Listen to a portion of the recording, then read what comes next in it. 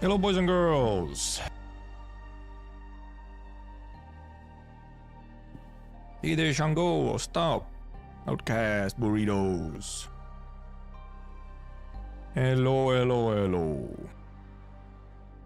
We can finish reading. Yesterday I just cleared all the stuff, which is a little unfortunate because there was actually there was some cinema like maps, but I had to clear everything so that I could do the EX maps as well, because I didn't want to rush through them today.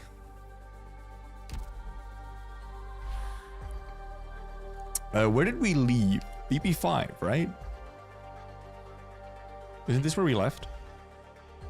GG spoiled. Kinda, yeah. It was just a cool little fight. This BP9 was kind of a cool little fight. Also, I guess the boss name as well. Except, I recognize the name, but I don't actually remember who it was even, so... That's a whole thing. Also, man, this lobby music really is PGR. How easy all the stages were? Yeah, not too difficult. For a bunch of the because I was speedrunning the EX, I used a guide for a bunch of them, just to get through them quickly. I didn't have the time to clear them myself, really. What's this Envil stuff I'm being seeing you seem very excited about? It is Arknights 2. A 3D sort of open world-ish Arknights game.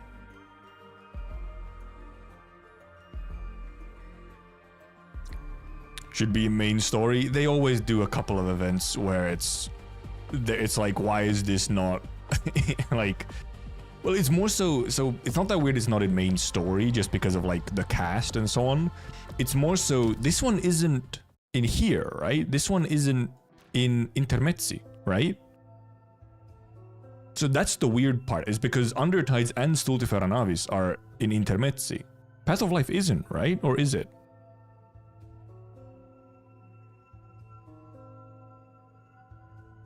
Yeah, it's not. Exactly. That's the weird part, that it's not even in here. Like, why is it not in here?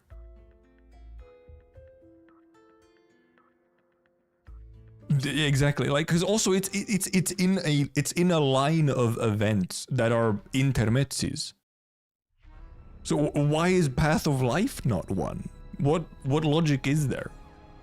It's not like it's only big events that are in here. We have Walk in the Dust, which is like a, you know, a 2-week event.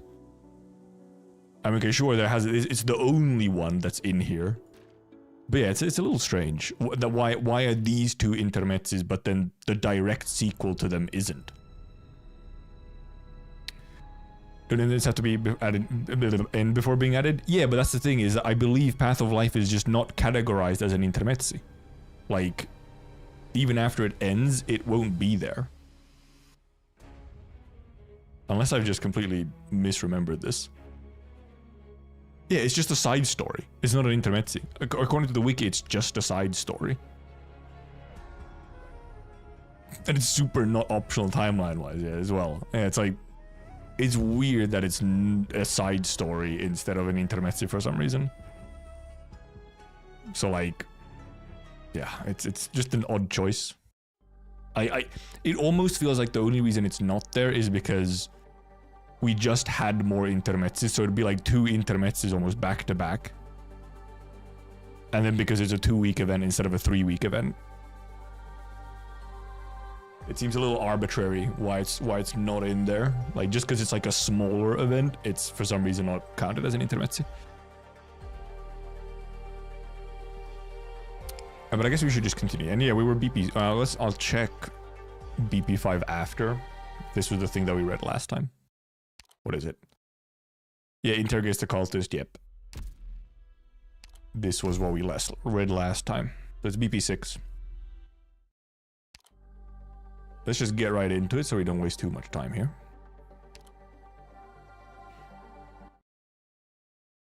Get right into it. I was like, God shitting my glasses, bro. Never ending. I might try and read somewhat quickly, we'll see. Just cause I normally don't stream Mondays at all. So I do want to be done fairly quickly. And if I have extra time, then I can go over some of the character files and stuff instead. If it doesn't take too long to finish reading.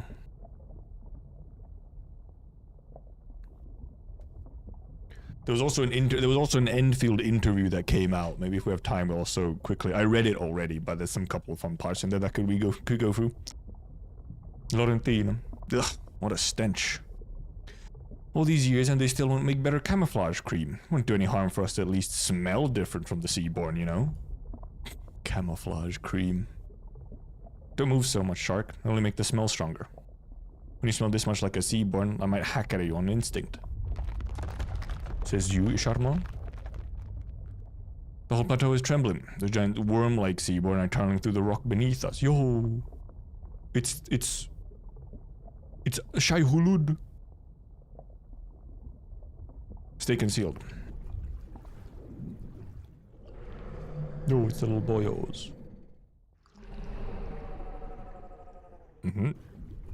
Very emotive. Look at those numbers. Honestly, between the currents and the Seaborn, who's carrying who?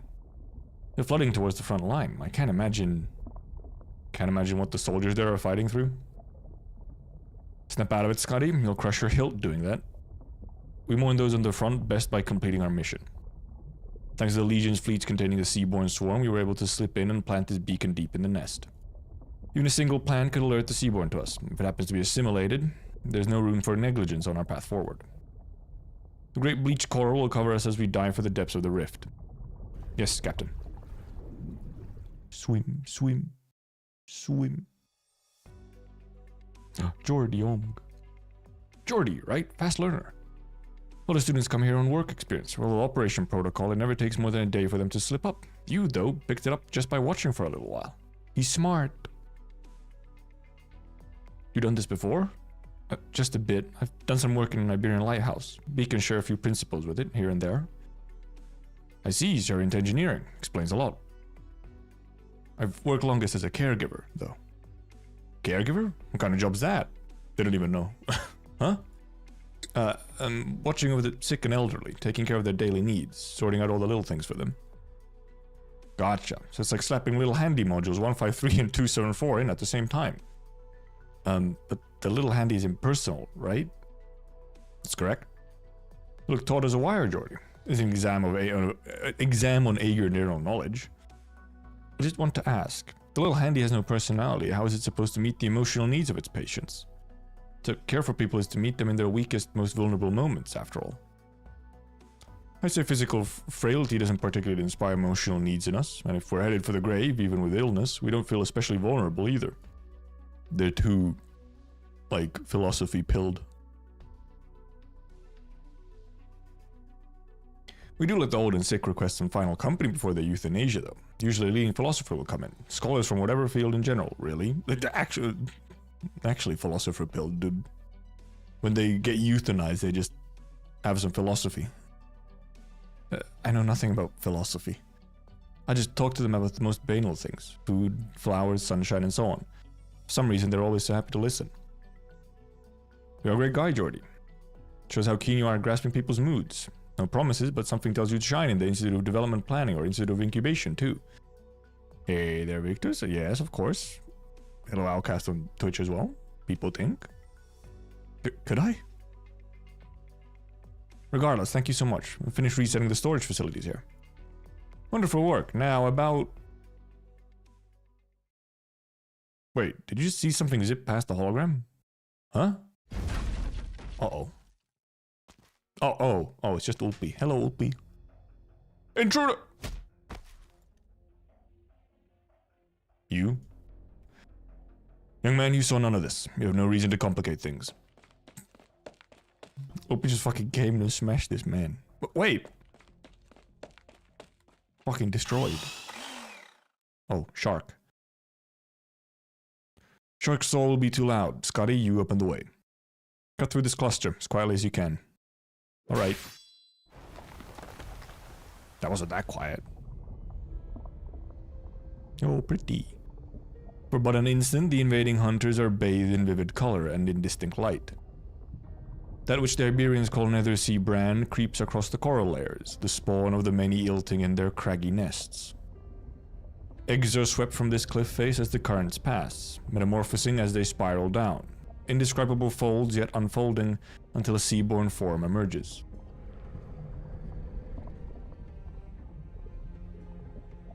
Soft membrane stirs. Wow, incredible. They're dividing.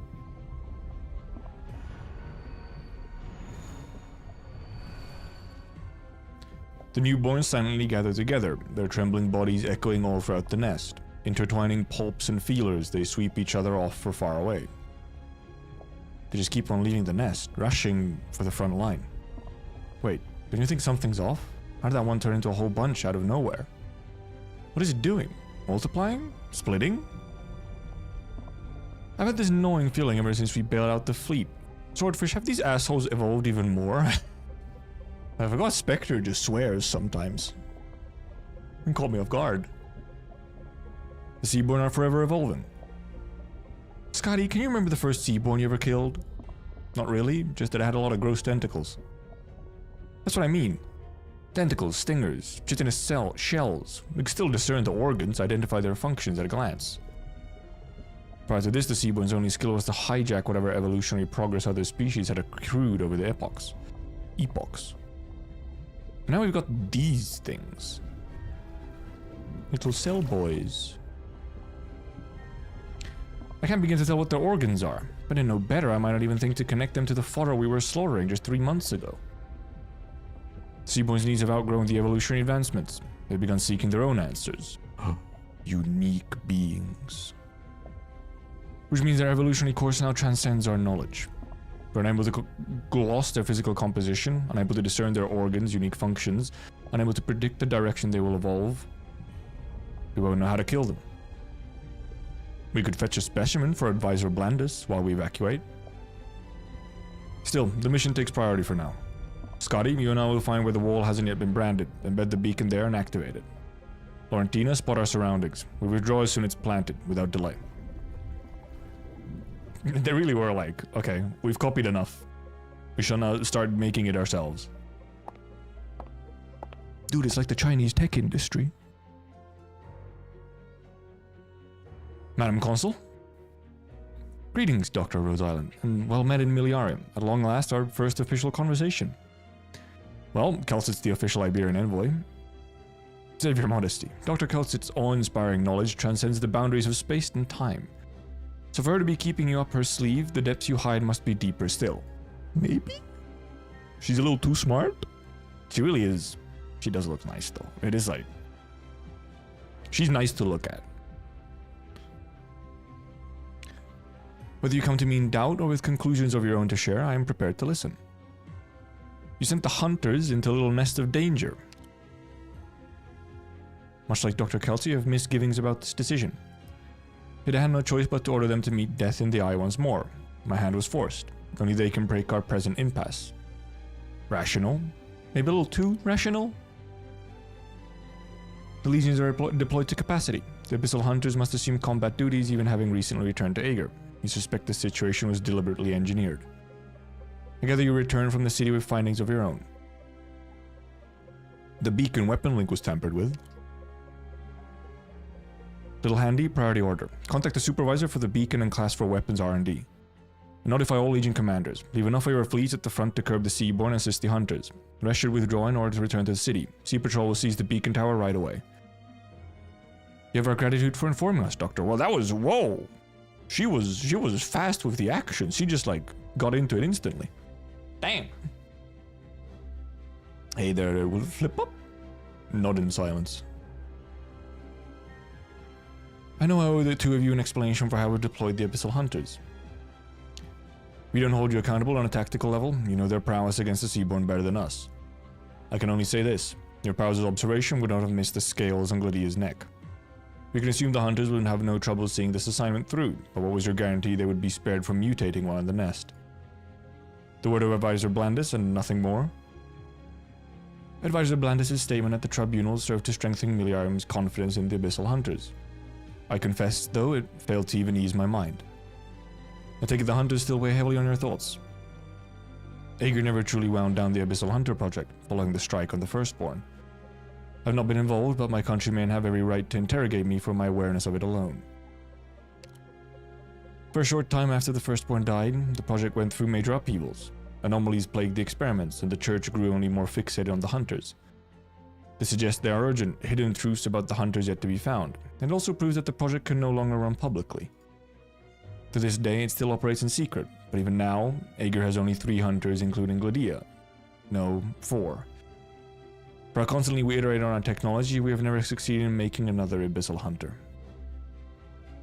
No matter how stable the subject's science and psychological indicators are, they lose their reason the moment they awaken, immediately corrupting into Seaborn. Now, let me check out. Yeah. They didn't even make it out of the chamber, let alone to the ocean proper. Abyssal hunters are bound by blood. We forgot. What is this blood binding them? We don't know. We still don't know why Gladia's group have kept their reason intact. Sounds like they're your key to solving this. Yet you chose to send them to the front. Indeed. For Gladia, Laurentina, Scotty, and all the participants, it was an irresponsible act. But the front lies at Miliarium now. We made it in time to cut off the seaborne tide as it laps at dry land. But Miliarium is far from impregnable. If we fail to open the waterway now, it is only a matter of time before the city is lost.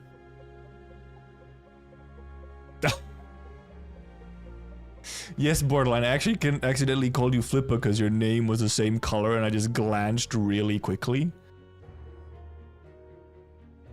What? Why is Twitch chat on stream only Outcast instead of you as well? Interesting. Why have you been shadow banned, Borderline? What did you do?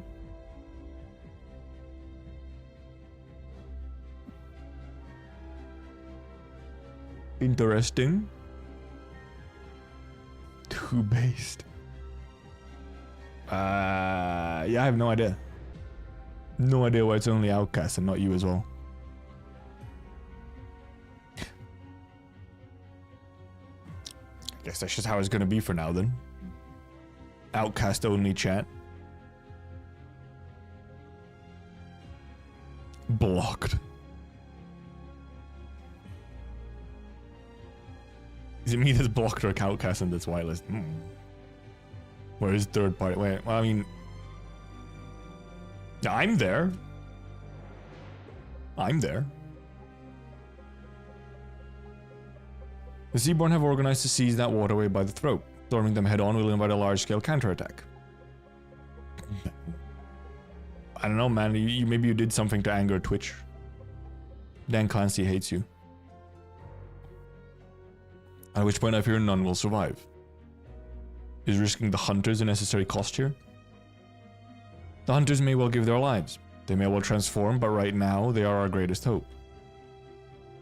Gladia has always been skeptical of the waterway program's feasibility. It was for that exact reason that she did not hesitate to serve as a link in its chain.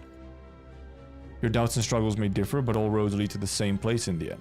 It seems to be an unspoken yet shared understanding among the Aegir. One not without its sorrows. But not without its sorrows. Rather, whoops. Upon the bricks of the softened theatrum entrance, the architect Martus left this maxim: there is no justice here, only the path ahead. Oh yeah, that's who Martus was. In later generations, some criticized Martus as being overly fixated on material value, squandering his energy on comparing worth against worth. But ultimately, all that mattered to him was Aegir's path forward. Justice was merely a value cherished by the masses, and he preferred to apply his thought elsewhere. Spoil GG, it's Sojover. Perhaps Gladia and I have been acting on his philosophy without realizing it. Dr. Kelsit, everything I've said rings all too true. I am bound in the end to carry Aegir's arrogance with me, and nothing will change that. I'd like to amend that wording. Arrogance as a word seems insufficient to describe Aegir. You respect equally the humanity of your every citizen. To realize each individual's worth is the guiding star for your entire society's development. Yet at the same time, you are capable of making the cruelest judgments and calmly accepting them for the sake of Aegir's survival as a whole. Calmly, you say. We Aegir are not cold-blooded. Whenever you would feel wrath, our own hearts are far from unstirring.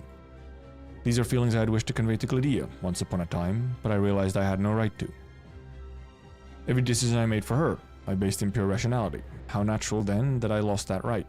How dare I ask for an emotional pardon? The same is true even now. And so calmly, I accept my own judgment. Dot dot dot. The designated individual has been contacted. Advisor Blandis did not pick up. Dr. Kelsit, Doctor, I'm deeply sorry I could not give you an appropriate answer. But right now I ask that you permit me to carry out my duty. Ruh-roh. Blandis is cooked. Okay, I really do wonder what has happened to Borderline.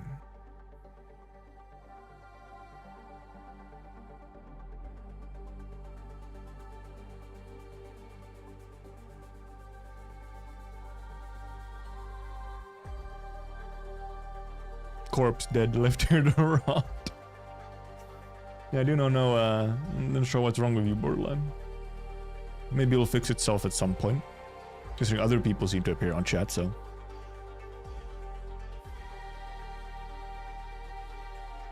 And obviously you're in Twitch chat, so it's not like you're banned. It's just for some reason just the on-screen chat for some reason. Fucking hackermans. I'm not capable of hackerman-seeing you back into existence right now. Oh, flashback. Oh, not too far away. It was just when... Yep. No, okay, never mind. It is far away. Ah, awake? Taking care of your wounds, you'll find 2 doses of stimulant beside you to bring you back to your senses. Shall I administer, or would you prefer the little handy? Fine, do it yourself. Very practiced motions. Seems you've recuperated well. Now, useless as I know it is, I do need to tell you this. You cannot keep experimenting on yourself, or you'll have to cover your eyes as well to avoid looking like you've been tortured. Mask won't be enough, at least. Oh. Is that why he has the mask?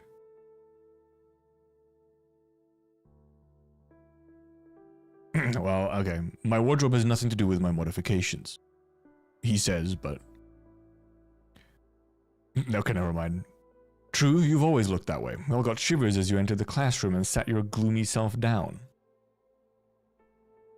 All this time we've known each other and you barely even show your face. Blandis, given you've started cracking jokes, I take it the results are less than awful. Now that's tricky to say. The emotional ride I've been through felt like being seated next to Secunda as she sailed a patrol ship with both eyes shut. That is to say, utter madness.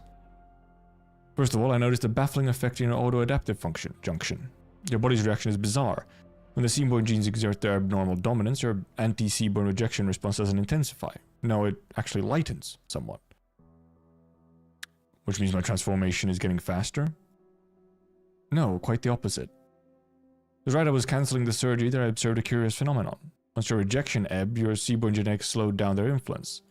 As if to be crude, your body and the seaborn genes had reached some sort of understanding. It's certainly worth further study, but for now I need to know one thing. Will this impact the hunters in their upcoming battle?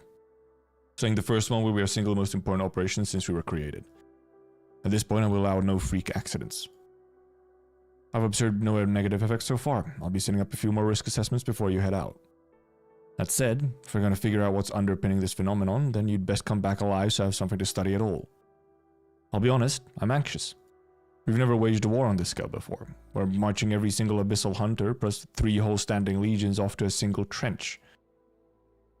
Not with a war like this, how would we ever kill their Genozoic, their source, their god? Do you truly believe we can polish off the Seaborn just like that, once and for all? You've worked with us for over a decade and you still have doubts about the Hunter project? Do you want the truth? The truth is, I should have vetoed this project at the audit stage.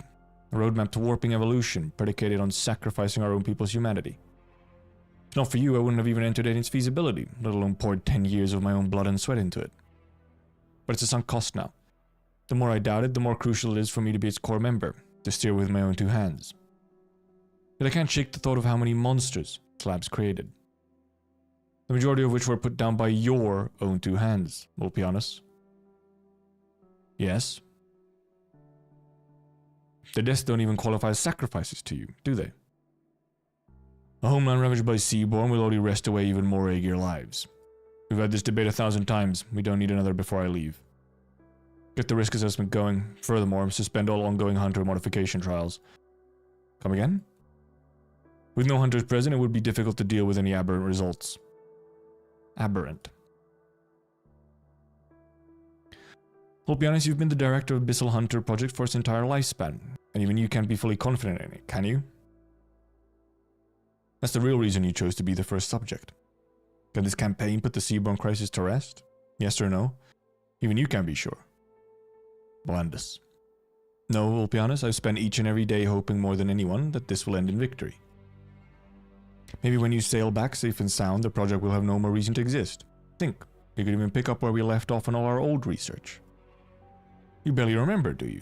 Well, I ran into our old teacher at the council. He asked about that dream of ours. The evolution of Aegir cells. Made for no particularly grand abstract, but glimpsing the whole course we've run from a microscopic cross-section, it's a beautiful pursuit, and no one can tell me otherwise. From our ancestors swaying their limbs in the rivers eons ago, to us here and now as we debate science and ideals, there's a flow to it all, an order of events. It's not too late for us to witness it, is it? Olge. Mask is a sex thing. Yeah, what is Opie's mask gonna be in all the skins, yeah? You finally came, I'll be honest. You want to resort to thwarting your wretched sense of humor as a plea? Wretched sense of humor. Secunda would agree with you. You know, she's really grown to resemble you over the years. We will have another one of you on our hands someday. Along with the countless other yous, born by or against their will, throwing themselves into the fight against the Seaborn and perishing in combat, until the shores is soaked in Aegir's blood. It grieves me how she's changed. Changes in you, though, I can barely begin to comprehend. Stop what you're doing right now and explain your game to me. Blandus, cultist of the deep. Out of BGM. It is a little quiet. I always forget how it's kind of weirdly quiet on here.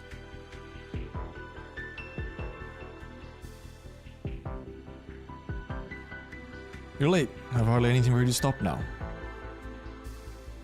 Just a moment ago, my holochart received a signal from Nest 37. Final beacon is activated and the class 4 weapons are warming up.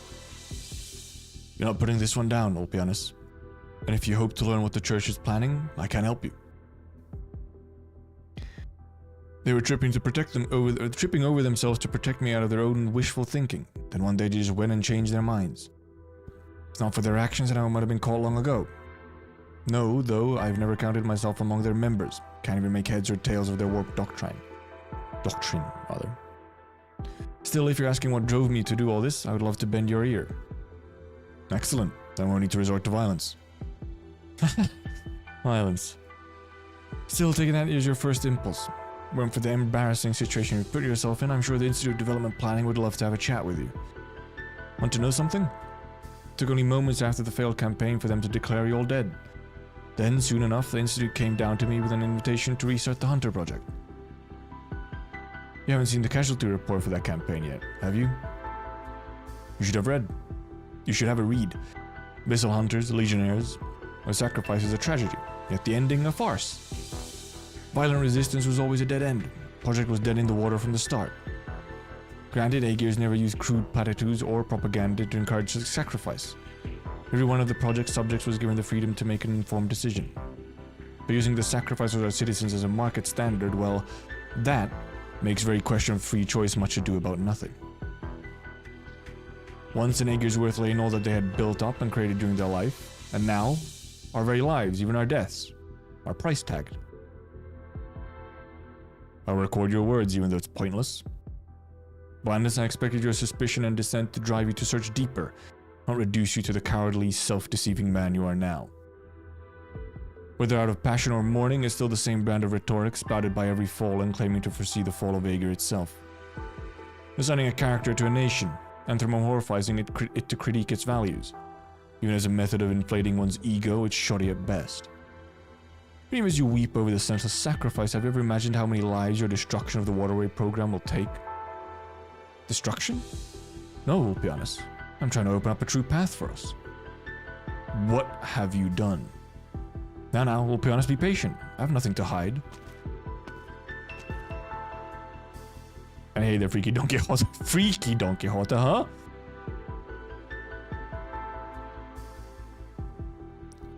Blandus brushes past Ulpianus and stops there before the holochart. With his back to his old friend, he passes a finger over the sea of glowing dots and points to a flashing spot in the top right corner.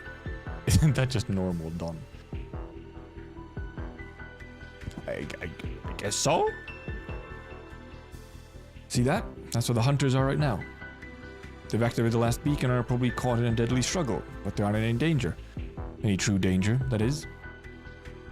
The moment they can fight no more, that's when the weapons kick in. Seaborn will cease fighting. Every last one thronging one of them will fall asleep. Every last one thronging one of them will fall asleep. I think they typoed again. Keep going. If you remember your auto-adaptive junction tech, you'll have no trouble understanding what I tell you next. That old surgical accident I had? Well, you were right. It was absolutely worth the further study. The junction brought about a homeostasis in you on the microscopic level. Your body no longer rejected the seaborn genes, and they miraculously stopped overtaking you. May have been by chance, but in no time at all I was able to reproduce your phenomenon on the macro scale, to an extent I could delete the hostility seaborn bore towards humankind. And before Gladian's unit left for Nest 37, during their surgery I took the opportunity to reproduce that accident of yours. Oh.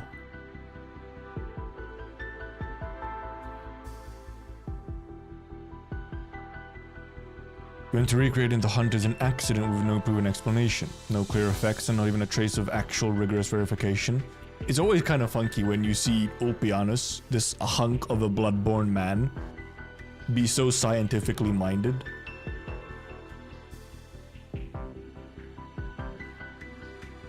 No. What happened in your body has long since graduated from freak accident. While you were missing, I spent every waking moment on the research. I trusted you hunters were still alive. Trusted you would come back and that I could help you be free of that blasted fate of yours. But you refused to restart the Abyssal Hunter project. How did you... Were you experimenting on yourself? No wonder your body stinks of miasma. My physical condition doesn't hold a candle to yours, naturally. Haven't much longer now. I can practically feel each second of my life slipping away. But it was worth it. I've done all I needed to. Tell me, Ulpianus, that the hunters were born to be a solution. Not a tool, not a weapon, not a consumable destined to be tossed aside. They were. Good. Then the project was a failure, but the hunters still have a chance to fulfill their calling. They're not through senseless slaughter and sacrifice. You'll live to show your worth, not to die to give Aegir a few more final gasps. The Abyss Hunters will be the start of a revised relationship between humanity and the Seaborn. If I can have them mistake humankind as their own, then maybe I can get the many to see Aegir as a neighbor. A neighbor. And you had your eyes on the waterway program, all along. More precisely, the waterway program came to me first. Clementia reached out to me practically at the same time as the Institute. She let me in on both the Kane plan for the waterway program and the research project for the Class 4 weapon array. Weapons rooted in biotech like them can impact seaborne behavior at large. The theory grounded them as a natural affinity with the auto-adaptive junctions. But then I'd already gathered the data and needed to perfect the junction tech, to the point that it was no longer limited to human subjects anymore. So I made a tiny little tweak to the Class 4s. The instant they activate, we can close the book on our fight with the Seaborn. The Abyssal Hunters, Class 4s. It'll all transcend the boundary of the species. It'll become a path, a bridge, a path of life? You can't make this up. 2 centuries of constant war between Aegir and the Seaborn, and one little trick is likely all it takes to stop it. If the severity of this war was a fiction from the very beginning. Now, I mean no offense to our predecessors, at least we still have the power to choose a different path. Not that I'll get to see it. The rest is out of my hands. At least I was lucky enough, in the end, to see you at the Sophon Theatrum. You're the one who started the Hunter project. You know your way around self-adaptive junctions. You've been through all this. Only you, Ulpianus, only you can keep the work going. Is that why you were so blithely waiting for my arrival? To entrust your work to me before you die? It's my turn to invite you. Aegir and the Seaborn have a chance of achieving true symbiosis. Perhaps that's a future you wouldn't mind bearing witness to? I refuse. I did expect that, but still. I was a little too blunt. Ulpianus, this is the control room where I'll die, but... Blandus, Even if your death is certain, you must know. You have no right to go regretting anything, fighting anything. Side story end here, yeah, it's all good. Issue has been solved. There was a time not so long ago when we ventured to make sense of the meaning of our existence by studying how our own Aegirian cells had evolved. But you've ruined everything you had with your own hands, all for one wild flight of fancy. The sea-born a noxious scourge upon the ocean, there's no point in doubting that. They are beings full of unknowns, yet you believe in symbiosis with them, as if they are your friends. Madness, that is the same arrogance the Aegir had in assuming victory was inevitable. No, this is that 100 times over. Are you even aware of what you're thinking? Can you describe this hopeful vision you see in your fantasies of symbiosis? Are the seaborn to be magical seafloor fairies spoken of in children's stories, or will they be our beloved household pets? Will Goldia debate philosophy with them? Will Scotty take tea time with them? Will Laurentina be dancing with them?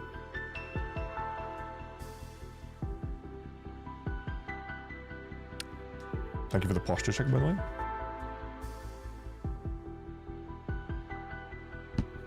You can't paint even a single proper picture, can you? Your own proven record as a scientist you were, thrown away. When I see you now, Blandis, I can only laugh. I've never heard you say so much in one breath, to be honest. You mean to tell me you despair, yes?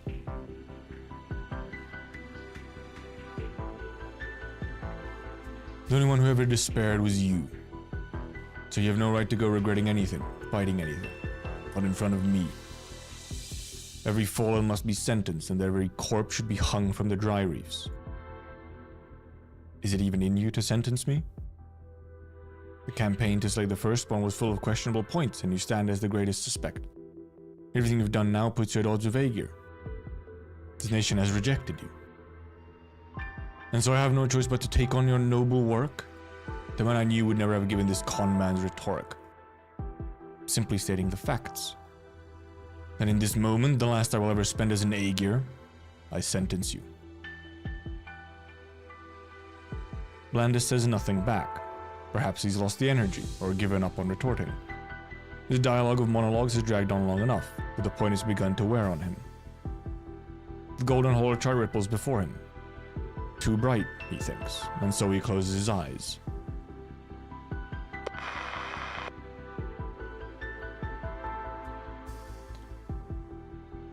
From somewhere, a communication intrudes and shatters the brief silence. With it, he hears the shrill grinding of his old friend's anchor being dragged across the floor. But only one thought makes it in time. He couldn't even give the hunters a welcome home hug.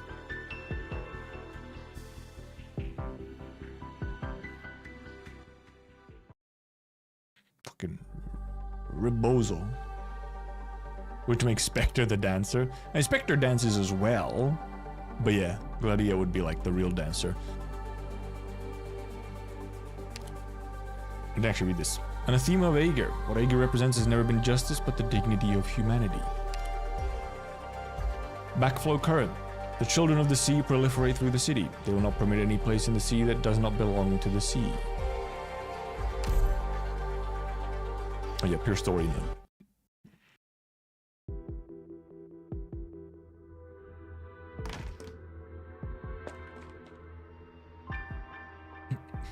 Oh. Hi Borderline, thanks for coming around.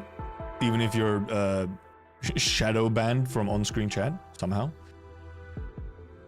Senor Pianus? You? Phew, so it is you, okay. We met once at Gran Faro. Actually, it was you who approached me, though I never learned your name until after I got here. Please, you're not supposed to be here, it's... Control center for the beacon tower. The man on the floor, did you do that? It is the most fitting end for one who fell. What did he do? None of your business, young one. Leave this place for your own safety. The nest beacons have all been activated. Sabotage weapons are warming up. How else can I warn the hunters? Is Laurentina's group in danger? Did this man do it? Is that why you... You won't tell me. You don't trust me. Well, I don't trust you either, honestly. You never introduced yourself, and seeing all this, it's really only right to suspect you. But they're your friends. You're a hunter too. Think I know a little about your tales together? He did his dirty work on them before they left. They're still caught in the seaborne tide for now. Not entirely certain what's going to happen, but the danger is definite. If they went to plant the beacon or are still in the nest, maybe we could send their beacon a signal from this tower to warn them. I was helping out here earlier. I know roughly how the basic controls work. Then do it. Okay. None of your business. Well, much more complex in practice, but I can say this tower seems to operate on a very similar framework to a lighthouse's control system. As far as I'm aware, Bregan passed through the city and aided the tower reconstruction effort. The technician mentioned that the tower will automatically navigate the weapons once every beacon is active, and all other controls will be locked out by the program. So if you want to send a signal to one of these beacons, let me see. Just as I feared, it's impossible to resume control. Do you have any way to circumvent the lockdown? If Bregan was involved in the reconstruction, then maybe, just maybe, I have a very stupid plan.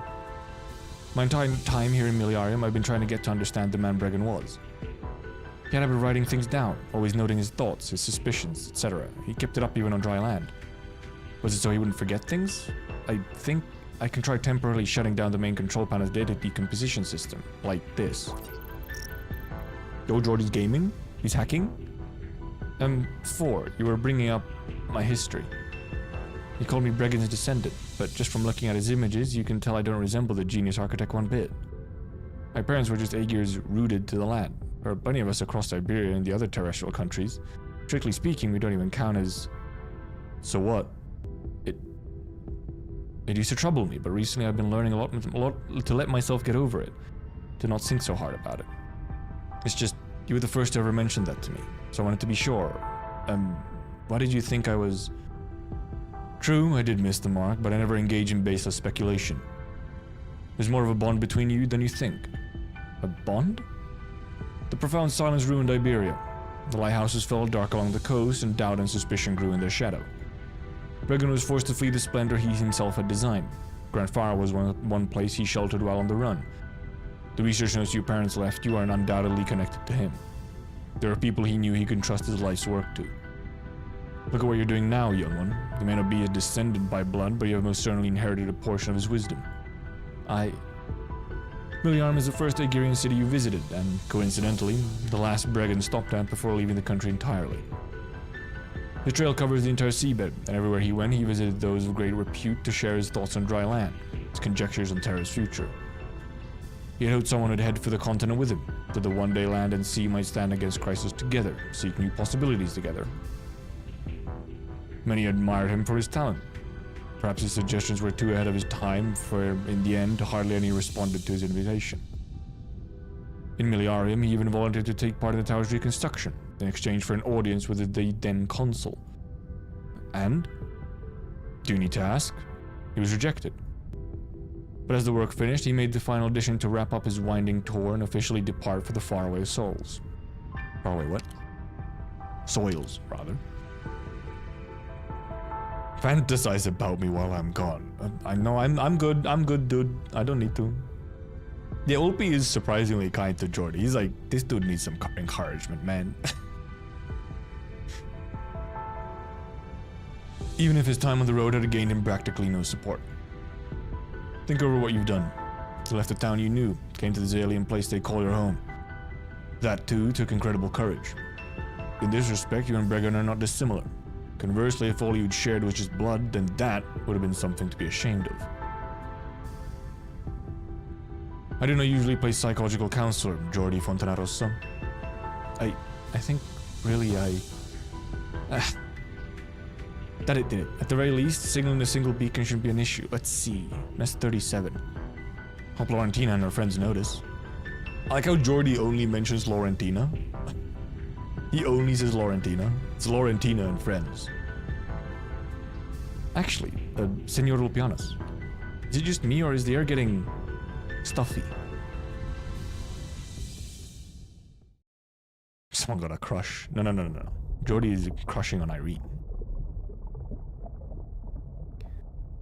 My comms just picked up a faint gravitational wave. What a strange feeling, seeing the ripples in space-time with my own eyes. Just like in the manual, seems the beacon's already active.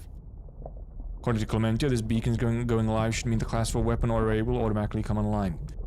We should head back to the way we came, immediately. No, on here I was thinking we'd stay behind and enjoy our front row seats. What's so fun about watching cannons fire? Oh? Aren't we supposed to have something rather different in store? Thought we'd see the Seaborn silently popping all at once across the entire stretch. How poetic, how fitting, when you consider all the little bastards' wrongs, no? Though class 4 weaponry may not affect us, pointlessly dithering will only invite more variables. Fine, off we go then. Vacuole merrily whirls, so true.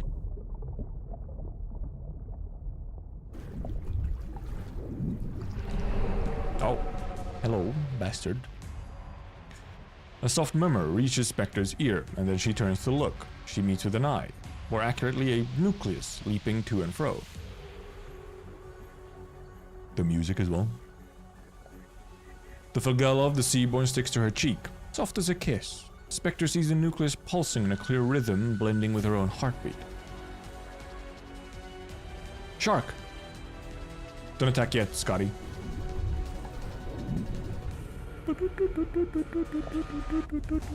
It went straight past us? Doesn't strike me that we spooked it, more like something pulled it away. It should have been me. The beacon. Captain? Gravitational waves coming from this thing aren't supposed to be so irregular, are they? Scotty, behind you. Move.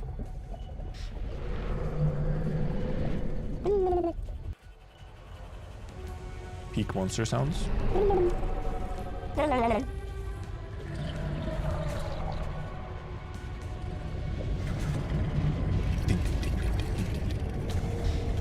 The currents reverse. The tide sweeping the Seaborn surges back into the nest, the sound of beating membranous wings, of compressing and unfolding, of clamoring mouthparts, of roaring streams.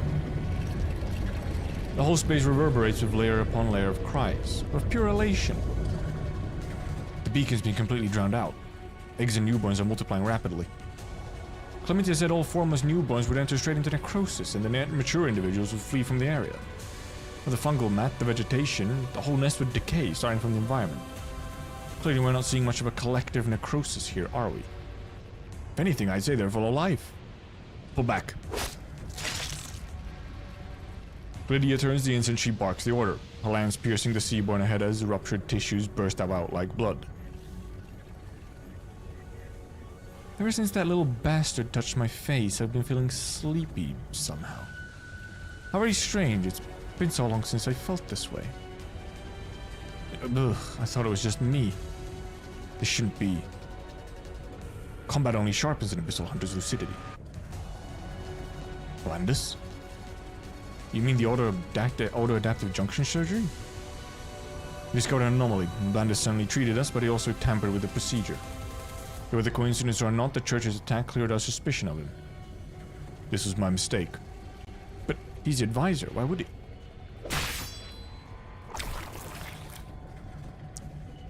If we want answers, we must make it back to the city.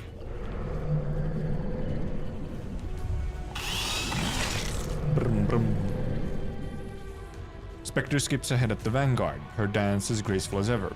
But with but a twirl, a high RPM soul blade leaves the Seaborn ahead carved in two. Vroom, vroom. The beasts have not noticed us, man. Show hardly any will to attack. Captain, Shark, have you noticed the water flowing slower? Get a hold of yourself, Scotty? No, wait, she's right. The animals are secreting something. Finally, the tide receding, the nest temporarily bears the truth of its transformation. Seaborn living and dead fall into every ravine in the seabed. The nest's borders have begun to bleach, chitin coming back together into a thick crust.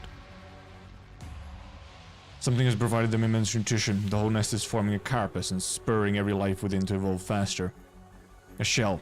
If you take the Iberian so-called near the sea brand as the roadmap for the organism's expansion, then the shell is the final act of fueling before it begins. Without warning, the beacon pulsed irregular gravitational waves. Right afterward, the Seaborn swarm began to nest around it. Either this is some elusive aberration in the weapons themselves, or someone in the city is trying to remotely control the beacon to transmit information. Or possibly both. Whatever Banter did to us during surgery has dulled our senses. Consider the hunt on. Time is of the essence. Get out of here.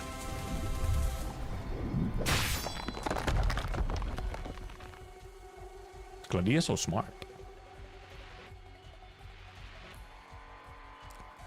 Your cheeks are flushed and your clothes soaked through with sweat. I'm not nervous. No. You're accustomed to dry, arid land. You're more sensitive to dampness than an average Aegir. Humidity is racking you. He's just very sweaty. Hold on. Look at the chart. Densely packed biosignatures from right above us? It's the dome above the tower, and Seaborn is seeping into the city through there. No, but weren't there 2 legions out there keeping them at bay? Plus the hunters. Even if some of the Nauta nests slipped around the perimeter, Miliarium still has countless sensors units across the dome and all sorts of complex defenses. How could the Seaborn get into the city without a sound? Did this tower draw them in? But why? My guess is someone showed them the path. Blandus, had it ever dawned on you that your folly would lead to such disaster? Ulpianus is pensive. He does not turn to look at the culprit of all this, lying motionless on the floor.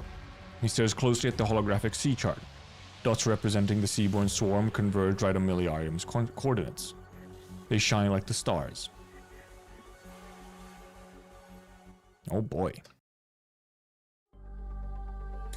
Time to kill more ocean. From history. And so the forefather passed into history, from whence came the Seaborn, and for the first time his teachings were understood. -1 Aegir City. Oh no!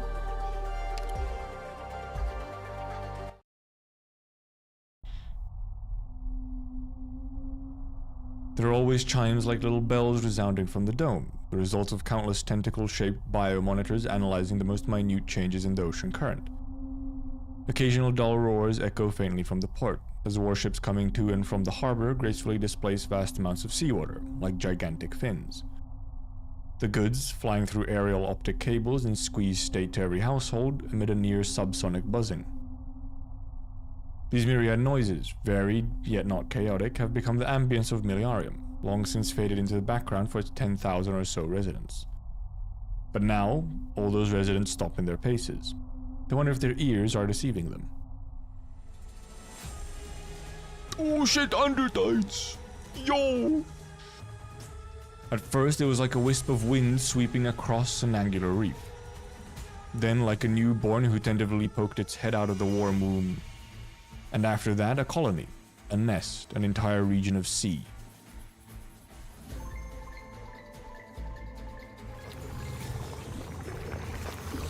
Oh. Land. The thick, bizarre sound of blooming of life could be heard clearly. The children of the sea now give back to the ocean. They give civilization a kiss, and civilization is now filled to the brim with life.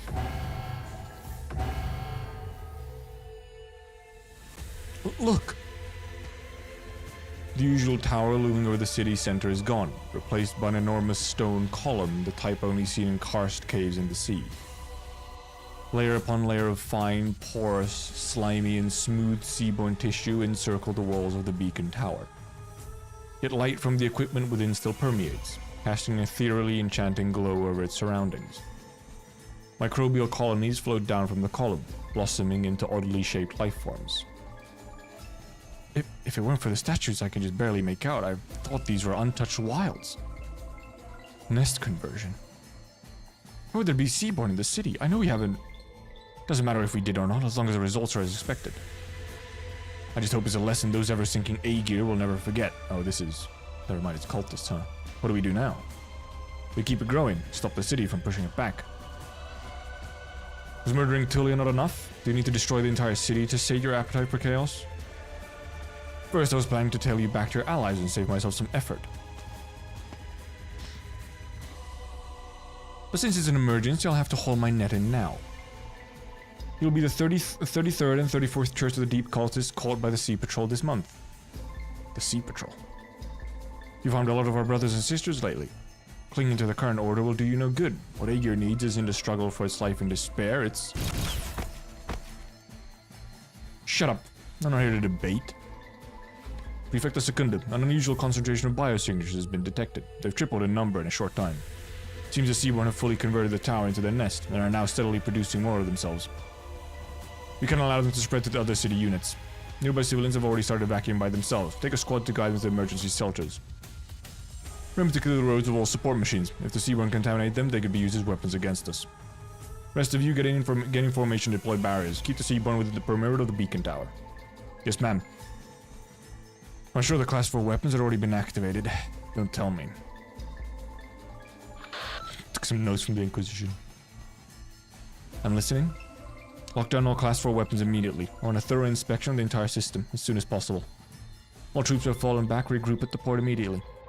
From now on, all combatants are to remain in standby on the channel. This isn't quite what you described. Look at this real-time nautical chart. Just an hour ago, seaborne biosignatures were generally stable. Now, every nest of the continental shelf is getting closer and closer to each other. No, it's not that the nests are moving. They're expanding endlessly, like countless drops of ink spreading across a sheet of paper. This entire stretch of sea is turning into a nest. Scattered nests are linked together as one, with Miliarium in the middle.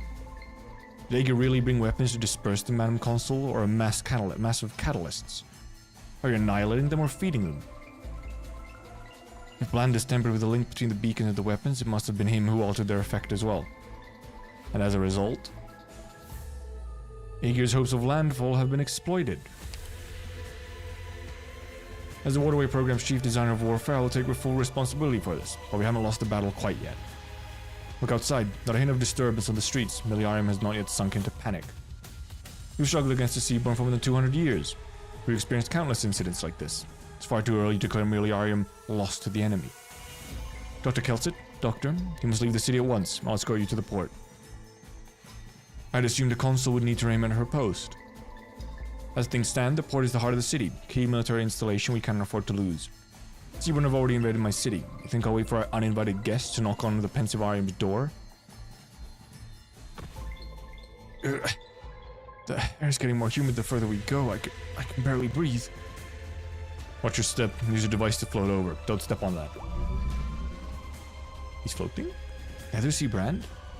Indeed, yet another means for the Seaborn to extend their reach. They've already spread from the top of the tower to here, much faster than you'd see on land. The Seaborn are nesting in the city? Above our very heads. You said there was someone directing them. Why? How? This is the work of that dead man, Blandus. He spent the last 5 years on this. According to his farcical plans, the signals emitted by this tower would, along with the weapons we brought, become a bridge connecting humanity and the Seaborn. He has indeed built a bridge of sorts. The Seaborn have not reciprocated his ambitious goodwill. Our connection has only served to alert the beast to Miliarium's position and given them an understanding of our defense mechanisms. The legions have taken great pains to divide this stretch of sea into manageable regions, but with the nest now converging on the signal, they are whole once more. Class 4 weapons that should have destroyed the nest and repelled the Seaborn have done the exact opposite. Seaborn tissues grows along their firing paths. What should have withered was instead nourished. Even until death, he never realized his own arrogance. Senor Rupianas, I don't quite understand what you're saying, but right now, the Seaborn already consider this tower a new nest. It will steadily spawn and attract more from other nests together here. Can we reverse the change? It's too late. We have only one option. Eject the city unit the beacon power stands on. Eject? But underwater cities aren't built in blocks, how would you... There's still much you do not understand about Aegir. Unlike the nomadic city of the land, pieced together from cumbersome plates, Aegir technology focuses on the biological, especially when it comes to city construction. Biting off a poisoned limb is an instinctual reaction in a sea beast, nothing difficult. We must keep the remainder of the city for Scylla's use, otherwise the Seaborn and the air will eventually unite into one, and no one would ever be able to stop them then. They'll come ashore without a hint of resistance. They'll land in Iberia. What do you have to do exactly? The massive yet precise framework supports each city unit of Milarium. The operation system controlling the linkage of the tower's units should be in this control center. Once activated, I will send the entire tower into the depths. But Jordy getting to half accidentally ends up being very important again. Is this it? I can operate it, but there's no response. Doesn't seem like there's any issue with the system, so it must be the linkage itself. The Institute of Facility Management has specialists dedicated to the maintenance of the framework, and is less likely to malfunction than a hunter's weapon is to rust. And yet here we are, precisely at a time like this. Reading error occurred 2. Unfold diagnostics. Flashback. Extraordinary ordinary man. Yeah, I love Jordy, man. Jordy's so good. He's just a dude. But he's there at the right time. Do you need my help, Mr. Avidus? Oh no, I was merely observing this abandoned little handy. Flashback. Could he know something about this? I might know who to look for. Contact the Aegir soldiers outside. They'll help you exit this place. Are you gonna stay here? Alone? You still have doubts about me, young one. Good. But someone needs to stay in this control center. Once the tower completes its conversion, Miliarum will be honored to eject it, even if you manage to repair the linkage. The sea beast cannot spit out its heart when the heart is no longer its own. I must remain to confirm that the framework has resumed operation, then eject the tower myself. But if you do that, you'll sink along with it into the hordes of seaport. Wouldn't be the first time. You needn't worry about that, or do you mean to say you're more suited for the duty? You don't have much time, young one. You've already... Isn't this the frequency of the beacon tower? Secunda, Sea Patrol, who's inside the tower?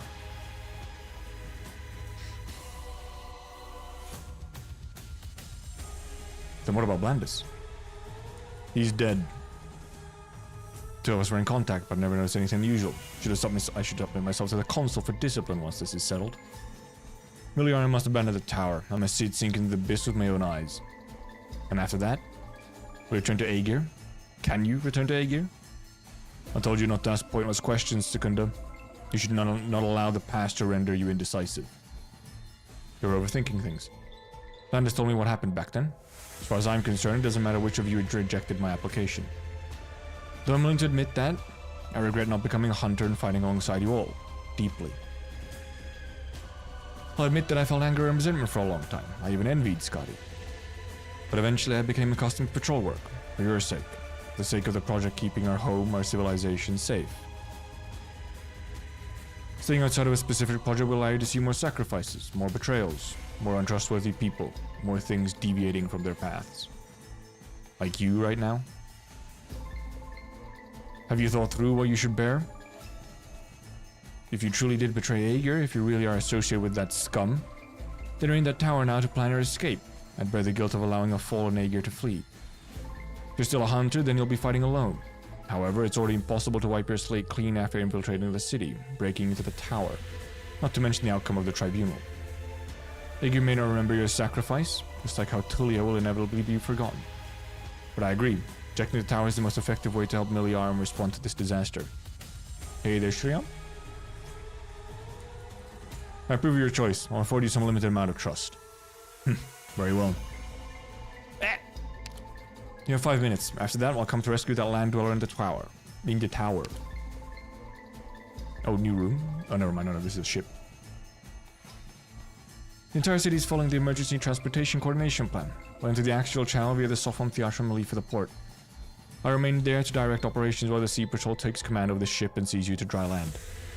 The drone matrix is also head to the lighthouse and assist in Iberia in mounting a defense. Should the city not organize an evacuation of its citizens as well? Miliarum is a military fortress. It is able to accommodate its citizens during battle.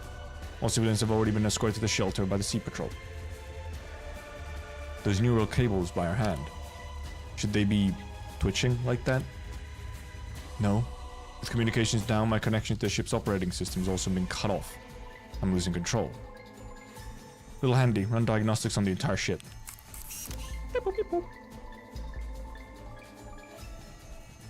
The system's breach is more serious than I expected. Might not have enough time to land. I'm sorry. At least the city's artificial gravity is still functional. The devices you have will help you move freely through the air. Now follow me. No need to be scared. All I have to do is walk out the door. Doctor, like... Fuck. Oh, shit. I don't know how I told. Comms are still down. Looks like someone managed to cut off the entire Sophon Theatrum from the outside. Monster. Monster! Hello, Monster! Monster spreads its ebon talons as a wave of heat washes over you. At nearly the same time, the console draws her ceremonial swords and steps to the side to cover you and Kelsit. You take a good look at the enemy before you. Okay, where are we? AP7 before, okay. Ooh. Ooh, spooky sounds.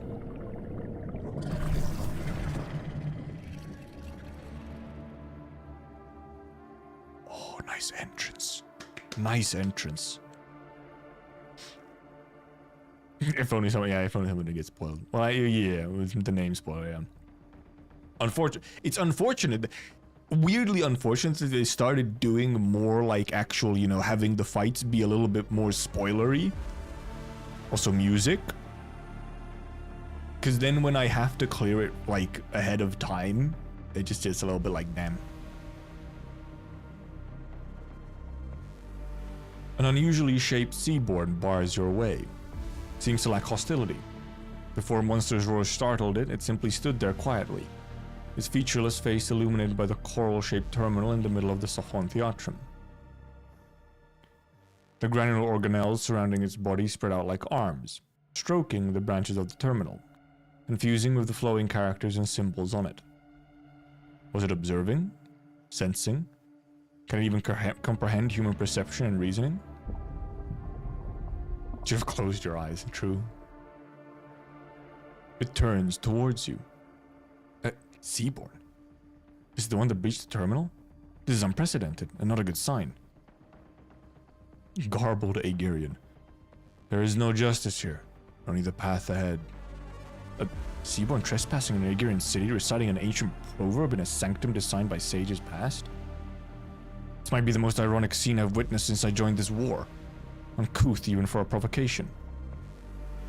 His use of language and his manner of speaking are all unlike the usual outcome of the Seaborn's forced learning. For the Seaborn was once human, Madam Consul. Language. Never have I forgotten it. Never has it abandoned me. What about your thoughts? Do you actually comprehend yourself when you clumsily mimic the sayings of the wise? Mimic? Comprehend? No. I did not understand their true meaning, even as I left them for posterity. Now, I have a new understanding. Left for posterity? Martis? You're Martis? The key member of the 4th observation team of the Mantle Ruins? Scholar of anthropology and prehistoric civilization who went missing more than 2 centuries ago? That Martis?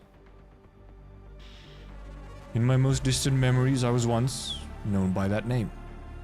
But now, you need only be cognizant of my appearance. You see before you a Seaborn. Call me as such. Seaborn. Remember how we'll be asking Blandis whether he could imagine Seaborn conversing philosophy with Gladia? The Seaborn floats towards you. Through its transparent skull, you see strangely colored orbs gather and disperse, steadily changing their formation. Aegir, allow me to converse with the one behind you. Monter? You want to converse with Monter?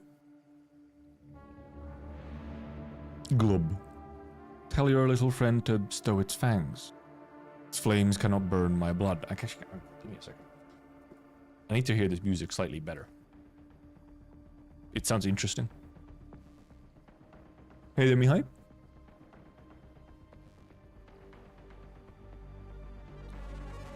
I'm 10. Do you know who Kelsit is? Stay vigilant, Doctor. I'll speak with it. Kelsit. Kelsit. I see now. If you're accustomed to that name, I can call you by that. I've waited for you, Kelsit, for the two of you, for a very long time. He fucking knows, bro. He knows. Why he know? He's aware.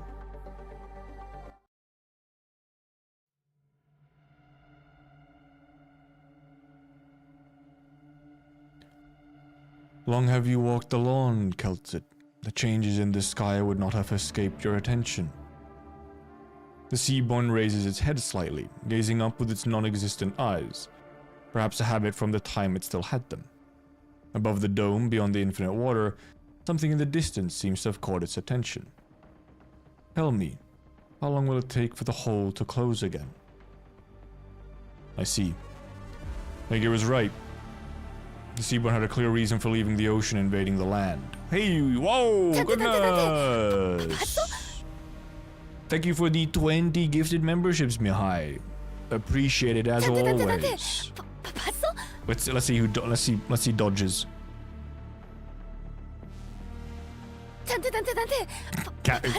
Cat's Nipples was gifted a membership. Oh, Yuki-kaza. Support the lore master.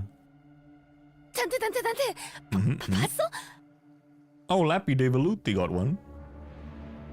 Easy dodge, you say, as you already have a membership, Outcast? Hey there, Flipper. What do you mean dodge, Outcast? You have a membership. You can't get a new one until it's over.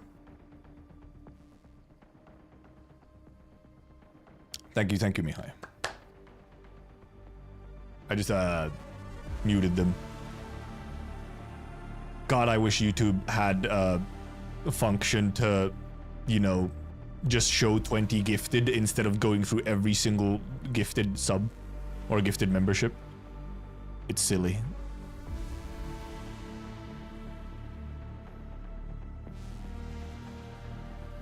You came by because you noticed a change in the barrier. I've seen through the eyes of we many who have ventured on land. There's a ripple in the sky. The mutable veil has been torn open.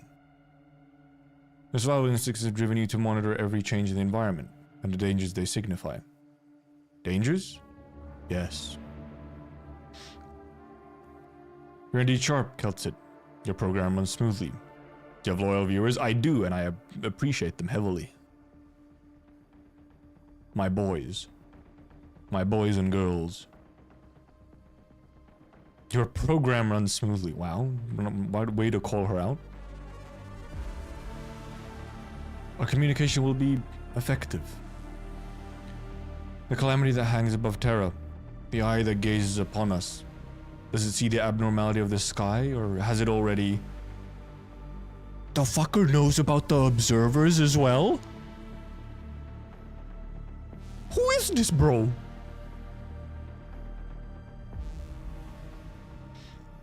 You understand Terra, Keltsit, and the crisis it faces. You can. You must. Help we many understand. Help we many evolve. Am I hearing this correctly, Keltsit? I sincerely hope this is the Seaborn's wishful thinking rather than some kind of consensus you have, Dr. Keltsit. Let it finish, Madam Consul. The last chance is fleeting. The oceans of Terra are too small. Knowledge, nourishment, space. We many must grow. We many require help. You're not just trying to go on land? You want to go into space? We actually kind of, you know, we actually kind of knew this already a little bit through IS4, or not IS4, IS3 ending 4, you know. Very normal lore being dropped in a very normal side story. And also, you know, confirming like some of the stuff from IS3, you know, like, oh wait, never mind. This isn't just like a fever dream ending. It's like a possibility. Growing wings is not difficult, but insufficient. Going beyond the skies requires a revolution in the species' fundamental nature. Also, there's a bunch of, so this isn't for global yet. Global doesn't have this yet because it's in the Scotty Alter module text. There's some fucking huge shit in the Scotty Alter module text, which we don't have on global yet. Knowing that, and also looking at this, it's like, fuck, it's so real.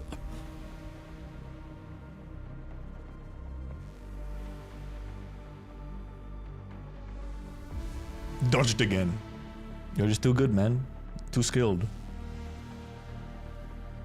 You have the knowledge, Keltsit. You help we many understand and we overcome calamity. Whatever their origin, the Seaborn are non-sapient creatures driven by instinct, ones that the church fanatics have placed their unreasonable expectations on. But you know far more than either of those two groups possibly could. How? We are the same, Keltsit.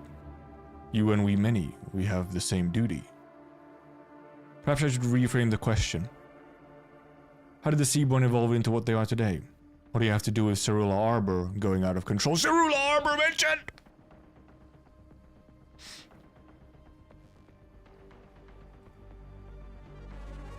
Is the answer important to you? I can speak of my own history if it helps you understand my intention. We've waited 2 centuries for these answers. What really happened in that failed expedition? What turned you into what you are now? Failed? No.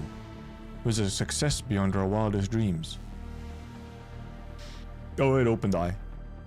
We penetrated the deepest layer of the mantle ruins for the first time. The predecessors carved open the rock and built massive, maze-like complexes reaching into the lower mantle. We'd never gone further than them, even after thousands of years of excavating. The mantle ruins, the genesis of Aegir civilization. We thought we'd find more relics, more secrets, more answers there. Yeah, I noticed the shift just now, at least, when it opened up like all big. But all we had hoped for did not exist. All that was buried in those depths was a spark of hope. Go on. I was separated from my team along the way. I was the only one to make it to the end of the path. There I saw...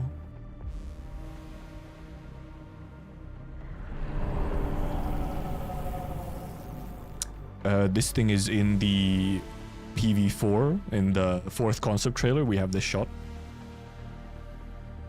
A giant.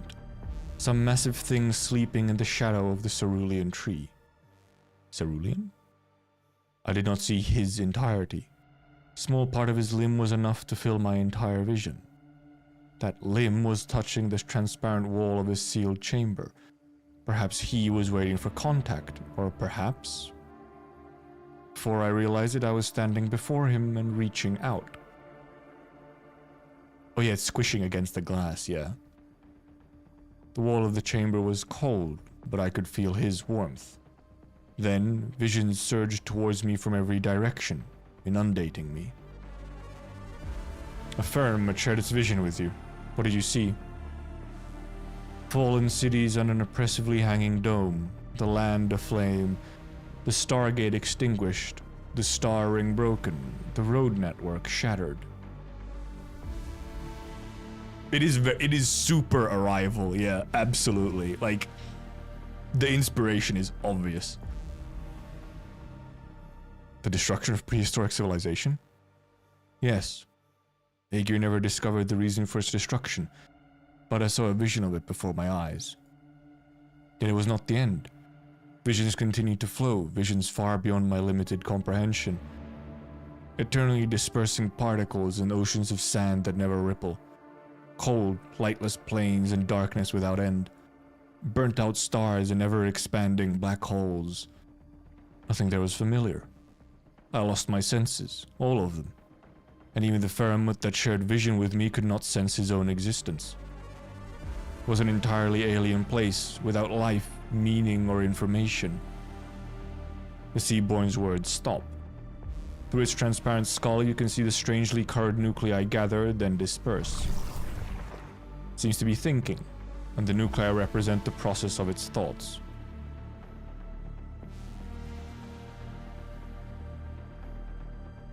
I love this. These couple sets of like dialogue. I just love. There's something about the vibe here is so peak. It's like a similar. This little bit of dialogue here is like it's so similar to like the Blade Runner monologue, which is like that's a good compare. Like if something can be compared to the Blade Runner monologue, it's peak. Optional side story, by the way. You know, not permanently available. But you, Keltsit, understand the meaning of those images. The crisis destroyed everything. It cannot be visualized. There is no word in our language to describe it. Jeez. It was the end of prehistoric civilization and the calamity that Terra must face. It is the end of all things. The horrifying images left me as I pulled my hand back. I were replaced by another image. One that was broken, blurred, chaotic. He and his children shall devour all that is living, and consume the moons and the stars. All that is living and dead shall nourish him, and he shall murmur at the end of time. Survive. Over and over. Survive. Okay, so this part here, right? Devour everything. This is what gets discussed more, or like gets opened up a little bit more in the Scotty module.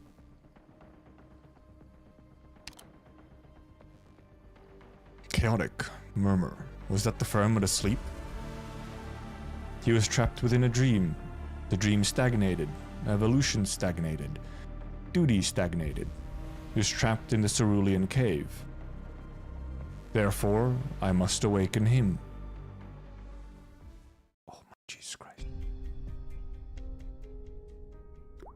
Oh, it's her.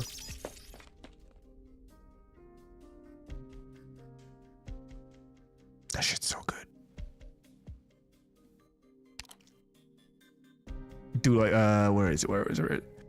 Cannot be visualized. There's no word in our language to describe it. Observers, scary?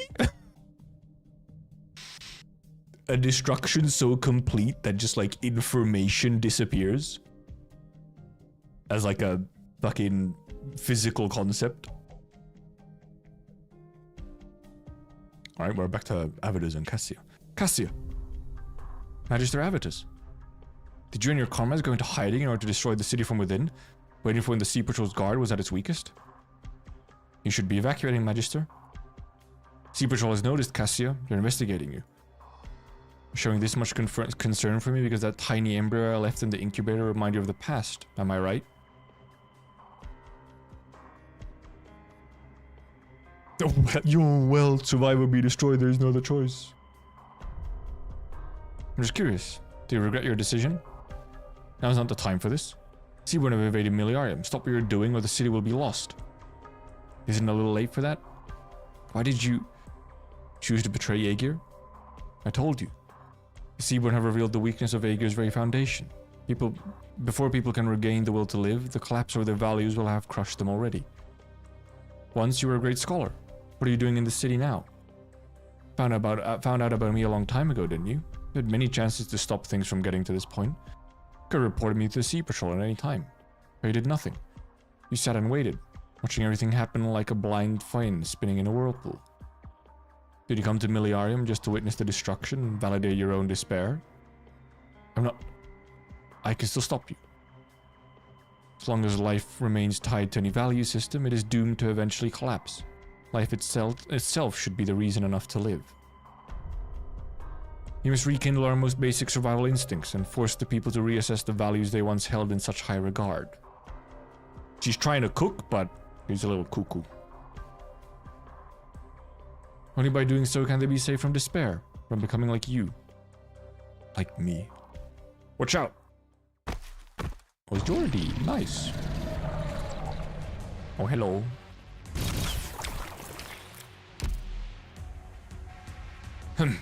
Cassia got away. The linkage here was sabotaged. No wonder it didn't work from the control room. Leave this to me, ma'am. The Seaborn are approaching. My mentor at the Inquisition taught me some arts, although my talents are nothing to write home about. That woman worked at the Institute of Facility Management. She'd know how to sabotage the city unit framework. I appreciate your courage, Jordy. I'll call on people to get this area under control. As for Cassia, she's mine.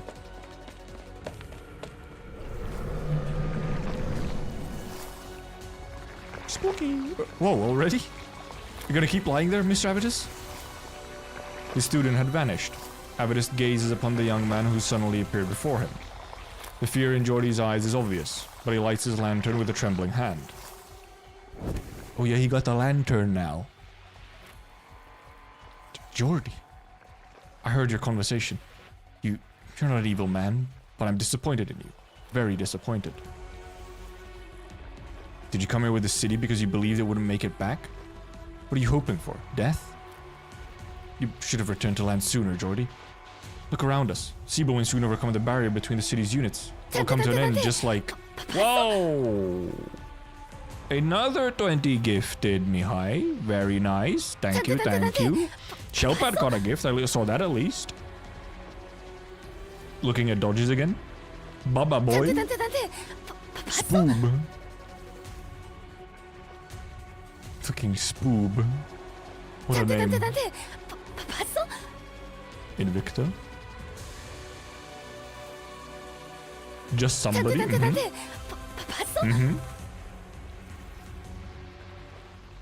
Some dodges, some dodges. Yeah, we got some people who not everyone dodged. Pog, thank you very much. Yeah. Thank you. Thank you, Mihai. Look around us. The Seabourn will soon overcome the barrier between the city's units. It will all come to an end, just like... You never answered my questions properly. I may end up leaving Aegir and leaving behind all my hopes and longings, but it won't be because it's about to be destroyed. I read The Death of Life, you know, but didn't answer any of my questions. Let's say all your predictions come true, and at some point in the future, we'll have no choice but to watch our homes come to its end. It comes to the end it depicts, just like that man in the book. Does the destruction of a civilization really weigh more than that of a city, family, or a person, here and now? I don't understand. I just don't. I wasn't sure if I should say this, but you said your loved one gave up on the idea of raising a child and died in disappointment. Was she disappointed in the future of Aegir or in you? Hey there, James. And hey there, Alyssa as well. The young Aegir musters all his strength. The lantern shakes violently and the flickering light repels the Seabourn. He gasps for air. Sweat rolls down his cheeks. Avitus can see his arms tremble, but if anything, it is himself who cuts the sorrier figure. Look out! Spooky. You've smeared your bodies on the outer wall, infiltrating through the trail of weapon fire before reshaping. What a convenient form of life. Seabourn. Some of these descriptions are just like unintentionally hilarious always. Joyfully convulses its gelatinous body. What is that description?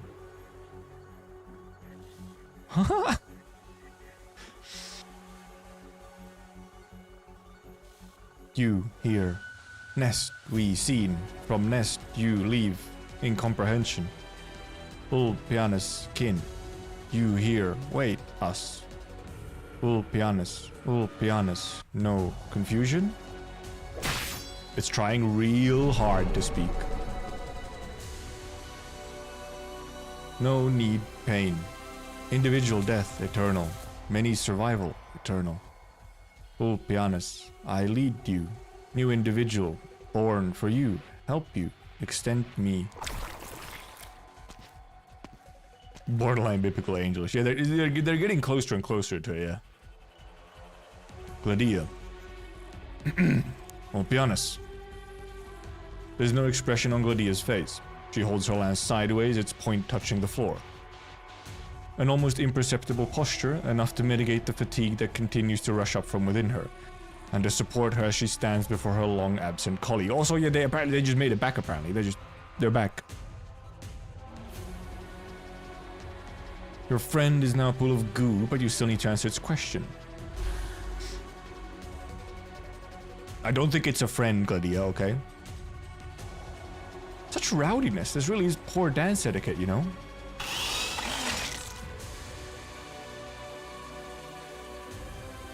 Dance is an art. It's all about elegance. You can't make it work with the strength of numbers. What? That didn't pierce it? This used to be a cluster of coral changed by the Seabourn, but now it's a wall. No one knows how thick it is. The warning from the city. The unusual movements of the Seabourn. Results of the abnormal surgery. We must get out of here and find out what's happening in Miliarium. The entrance is gone? No, it's us. We're losing our sense of direction. Capsulation. Everything around us is hardened. The algal blanket, the unhatched eggs, even the waves. The entire nest will become a hardened shell for these creatures to store their nutrients. Shell without a single crack. There's no way the three of us can... Even worse, the stagnating environment is exasperating our exhaustion. Captain Gladia? Shark? Behind you. Spooker. Ew. It's gotta just... Ew. Nest become whole, soon the sea. You kin, no harm. We many accept you, we many protect you. Here much nutrient, sleep, only sleep. The lethargy which had heretofore been suppressed by the fighting begins to spread through every limb and organ. The thick and hard shell solidifies the waves, all is stagnant. The hunters vaguely sense their consciousness sinking, as though there is no bottom. The hunters hear the song, coming from right beside them, coming from inside them. Isharmla. The hardship we suffer is ever present. The life we thirst for is ever present. Sleeping. Over there, Scotty. Roaring. Hans. The faint roar comes from above. The thundering roar comes from beside. The stagnant seawater flows again.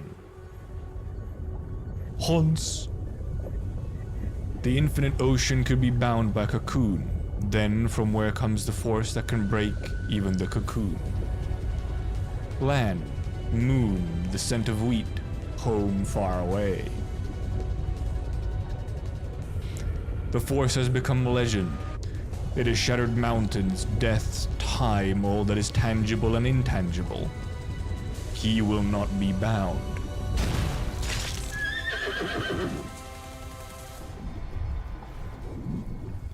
He's so cool. You, many alike. From where? The waves, you built them, you hardened them. Are you turning this to land? Will not allow. Contradiction, wilderness, mountains, rivers, wheat fields. Land is just land. I seek, I reproach, I crush. The one who was with Vulpianus. Oof, pleasure to see you again, Sir Knight. You, not kin. He's angry. Dude, he's just like, land is land, motherfucker. It's too wet here.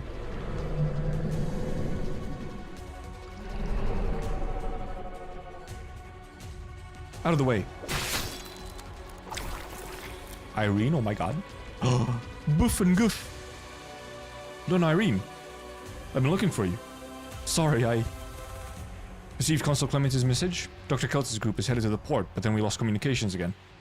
You must return to the Eye of Iberia immediately. Inform Lord Carmen and help the Inquisition and Penal Battalion from defense lines. No, we have to wait. Why? Most of the invading Seaborn is still under control near the beacon tower. If that unit can be ejected, the Miliarm is not yet lost. It can even organize a counterattack. But the cultists have sabotaged the linkage to prevent it from being jettisoned.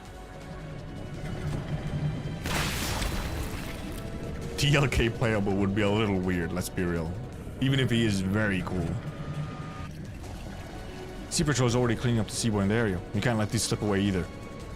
I'll deal with them. As for whatever this linkage is you're talking about, will your engineering skills help? Yes. I can fix it. Good. You take the lead on that. I'll protect you and Avitus. We can return to land as soon as we're done. We work together at the Eye of Iberia. Let's pray we do just as well this time. But these Seaborn from the depths are different from the ones I've dealt with on land. I don't know how I can hold them off. We saw that needs to be said, Mr. Avitus. Come and help, if you still have the strength. Alright. Hurry, Jordi. Hurry, Jordi Fontanarossa, he says to himself.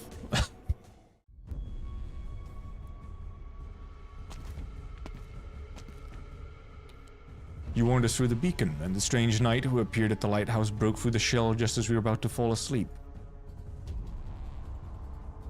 Is he part of your plan too, Ulpianus? The madman who's forgotten himself is an enemy of the sea, of everything abnormal that has become normal, and of himself. No one can control someone like that. We just happen to travel together. Are you the only one to make it back? They're on their way. Breaking through the nest shell and returning through ties of Seaborn. Your speed was remarkable, but you're too late.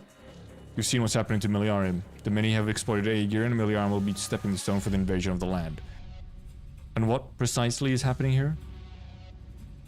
First thing I heard when I arrived at the port is that the abyssal hunter, Ulpianus, had entered the control room of the beacon tower and killed the weapons technology advisor of the waterway program. And indeed, Landis's body is right behind you. You're quiet. I assumed you'd feel more anguish over him. I take it you figured him out then, judging by our reaction. I doubt we have time to discuss a fallen traitor, even if he was once our closest comrade. The young man really did it. Linkage has been repaired. He did it! Jordy the goat! No, Shelpad, no, yeah. As long as it's just, as long as you're like able to receive gifts from the stream, you can just get them. You don't even have to be in chat to get gifts. It is you know, a thing. You're trying to eject the beacon tower from Miliarium. A wise plan. Seems there's still hope for you. This place will sink to the ocean floor in a few minutes. Do you smell it? Stench of frenzy. Oh, the music. Ooh. The Seaborn up above had noticed the changes to the tower. They're seizing the last opportunity to break the blockade and reach the other parts of Miliarium. Leave, Gladia. Now.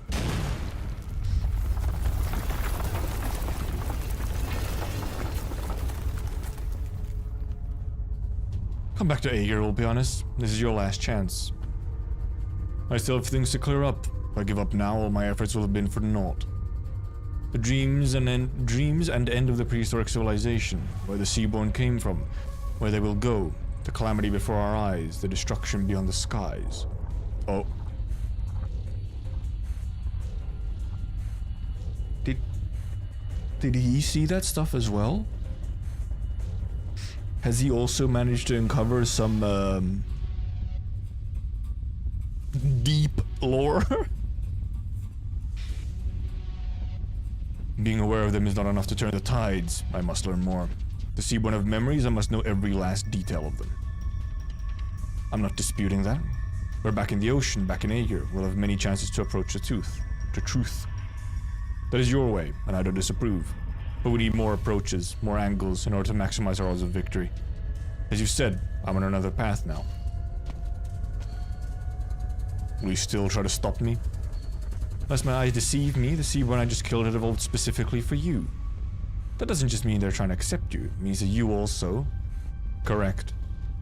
Did you know well that being inside a rapidly hatching nest would mean for you, in your present state? Answer me, Aegir. How much of your mind is still your own? Is there even enough left for you to choose death? It's the only way for me to earn the trust of these scum. You're an outstanding hunter and a learned scientist. Really so arrogant as to believe you can control your transformation through willpower alone? Accidents like the one during the auto-adaptive junction surgery will not happen every time. I can't simply watch you walk down the path of destruction. You're at your limit. We're both experts in violence. You'll die if we fought here and now. Is that so?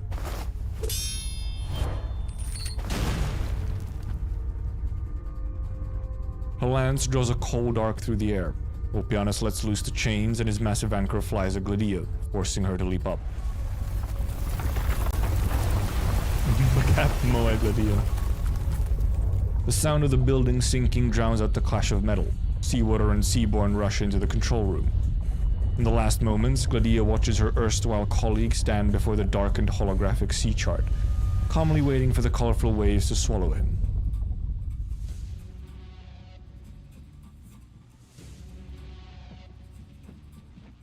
God, Ulpianus is fucking cool. The description raises many questions. The feasibility of modifying a firmament into a biological arc by leveraging its habit of fostering an independent ecosystem inside its body had already been verified on Talos. Talos! Wait, this shit was verified on Talos already? The technology used by the project was mature, and the complex was deep in the mantle. Energy coming from the heart of the planet could support the facility's operation for almost an eternity. Talos 1 or Talos 2. True, they do just say Talos, so I guess it was just, you know, in general, you know, the Talos system. Because obviously Talos itself is a gas giant, so like stuff isn't happening there. Unless I guess the project was housed somehow on top of on a gas giant, but... The project had more than sufficient power supply. Why, then, did the project deep beneath the ocean stagnate, as you put it, and go out of control, releasing innumerable seaborn? The existence of Fahrenheit was introverted by nature, yet he was to turn all things to nourishment for his survival. He was given meaning that did not belong to him, and a name that did not belong to him. Ishar Mla. Ishar Mla is fake? The changes they were to put were bolder, wilder, more ambitious, and more despairing. The nature had long since exceeded the biological arc you speak of. For unknown reasons, however, the subsequent actions did not follow the program. Meaning that the project did not proceed along the planned lines, but the new direction was also interrupted. Not entirely, they continued to foster new offspring within themselves. But the lives trapped within the firmament were weak. They evolved too slowly. The new generation needed to be liberated. They needed to leave the firmament's body, adapt to new environments, and obtain more nutrition. More nutrition to be fed back to the firmament so that his evolution may be accelerated. Under normal circumstances, the organisms nurtured within a firmament are rarely able to venture beyond its body, yet the aggression the seaborn have demonstrated outside. Modifications these firmaments have undergone were indeed transformative. So it's you, Martis, who brought the seaborn into the ocean and sowed the seeds of calamity. Seeds of calamity? No, the offspring were weak, and Aegir was strong. The seabed was governed by a self-regulating ecosystem. Offspring that devoured the algae fields would be discovered and destroyed before they could proliferate. But Aegir should not have been an obstacle. Aegir should have provided aid. Fortunately, my influence in human society was still useful. Casual streamer dev, yeah, that's what it was.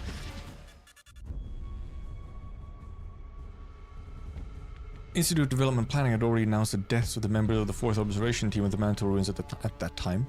You came back from the dead just to corrupt your countrymen? I held no forums, no debates, only a few sincere conversations.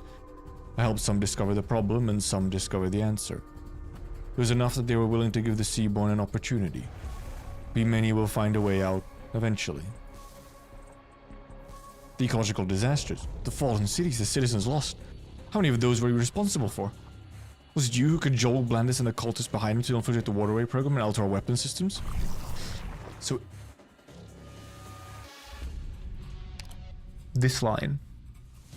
Help some discover the problem, some discover the answers, or this is this essentially him fucking creating the Church of the Deep?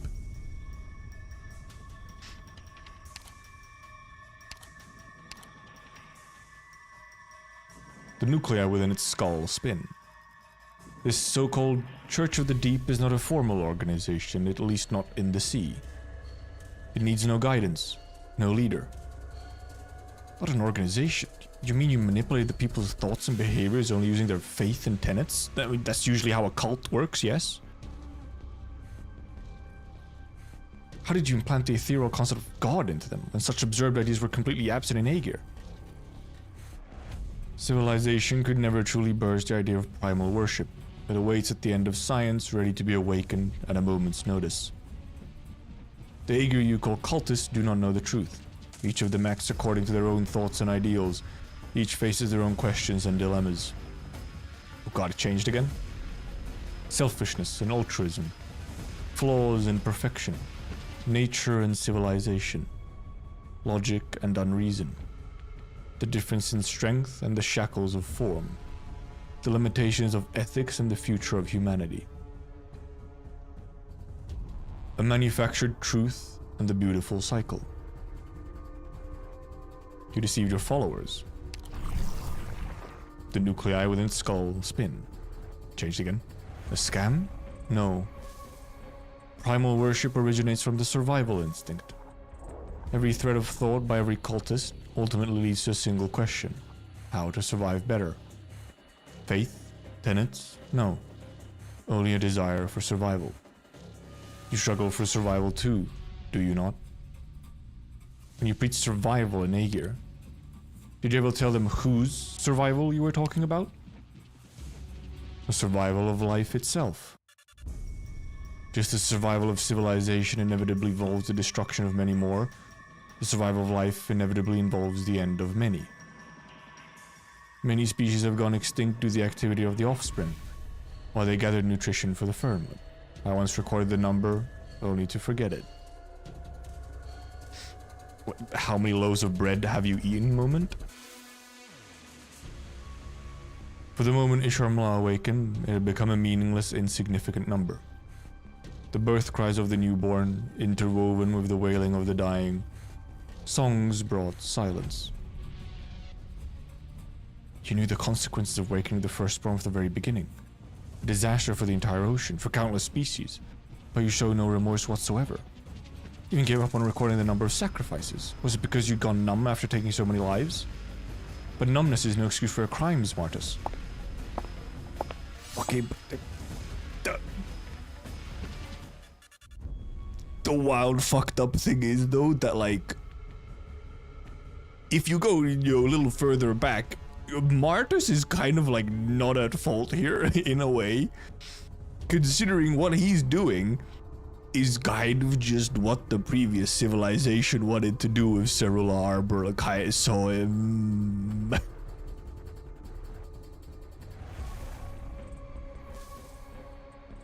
The consul steps forward. Her ceremonial sword is elegant, but the light reflecting off of it is chilling, cutting off the sightline of the seaborn gazing towards you. Madam Consul? The Sophon Theatrum. You designed the building that inspired so many of our people, myself included. But you stand here now, calmly explaining how you pushed Aegir into the abyss. I've seen images of you. A gentle, meditative observer who has the habit of constantly pushing his large glasses back up his nose. Observer? Look at you now. The riches of thoughts can only be expressed by the simplistic movements of your cells. You still have your glasses on your neck.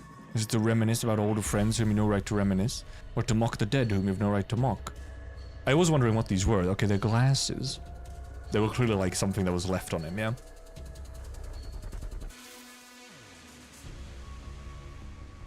If you are Martus the Aegir, then I hereby pass judgment upon the fallen. If I'm merely seaborn, then we'll skip the formalities. The organelles surrounding the seaborn expand and parry Clementia's attack. The ceremonial sword cuts in the shadow of the coral-shaped terminal. This is still fucking 7 after, by the way. Gurgle. You cut off my control of the terminal? Hello, Monter.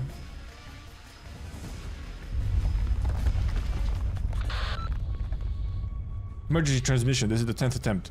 Seaborn have taken over the beacon tower. We cannot stop the conversion. Someone has activated the ejection protocol for that unit. Good job, whoever you are. Biosignatures keep soaring in number. The nests are becoming one. Incoming seaborne tide. Scope is the entire continental shelf. Repeat, incoming seaborne tide. Scope is the entire continental shelf. Emergency transmission. This is the 11th attempt. Keeps yapping. Ow. This is Consul Clementia. Citizens of Milarium, heed me. Once the city unit containing the beacon tower has been fully ejected, the rest of the city shall break through the seaborne encirclement and move towards dry land. Reactivate the linkage mechanism in the city's framework and perform a structural reorganization. Force fields at full power will stop the seaborne tide from setting a single tentacle onto land. Legions 8 and 10, along with the Sea Patrol, send all operational warships out in turn to escort the city. May Aegir and our forefathers be with you. You were looking for an opportunity this whole time, Consul of Aegir. You are tough. We, too, once.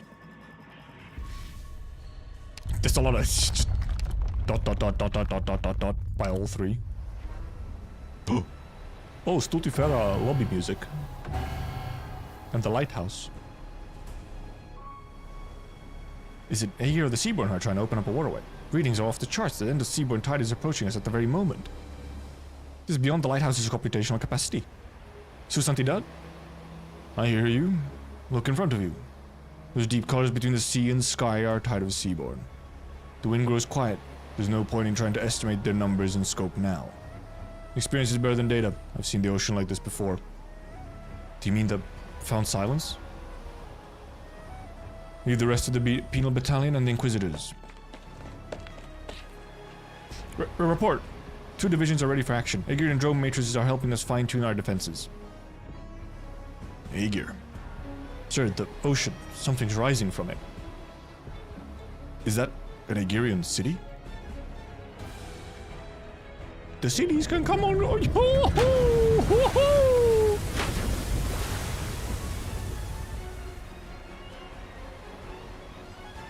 Having sailed for thousands of miles, Millenarium rises to the surface of the ocean after casting out its heart. Every inch of it is being reformed, supported by its framework. An invisible force field that tends toward the bottom of the sea and the highest reaches of the sky, forming a structure like a great wall. The structure breaks the surface of the ocean, creating a giant wave 100 meters tall. However, on the other side of the city, the real tide has arrived. It is a living wave. Seaborn of various forms have fused with the ocean. The children of the sea are the sea itself. They've even changed the color of the water. Dude, chills. Chills. The city from the depths and the roiling tides stretch out at the same time, colliding, embracing and ripping at each other's throats. Nature never tires, yet civilization will not stop its footsteps. They made the city go ... really? All is quiet. No wind dares tell of what it sees here and now.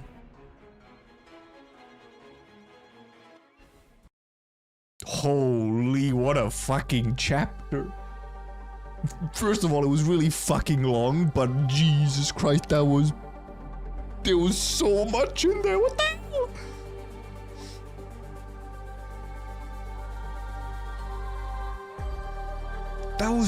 That was a lot of stuff. So many moments.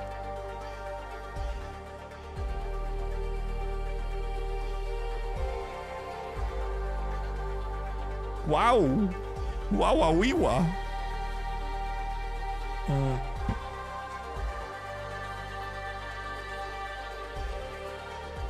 I'll go blow my nose real quickly. Martis is very cool.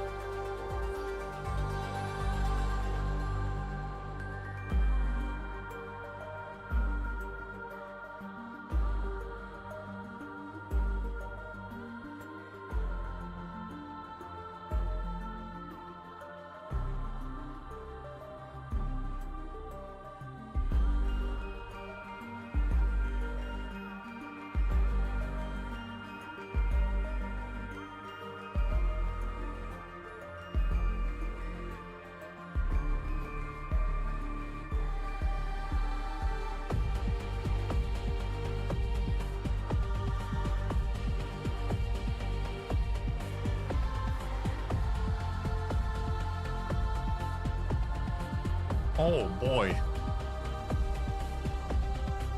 Alright, Mihai, thanks for coming around and thanks for the gifted memberships again.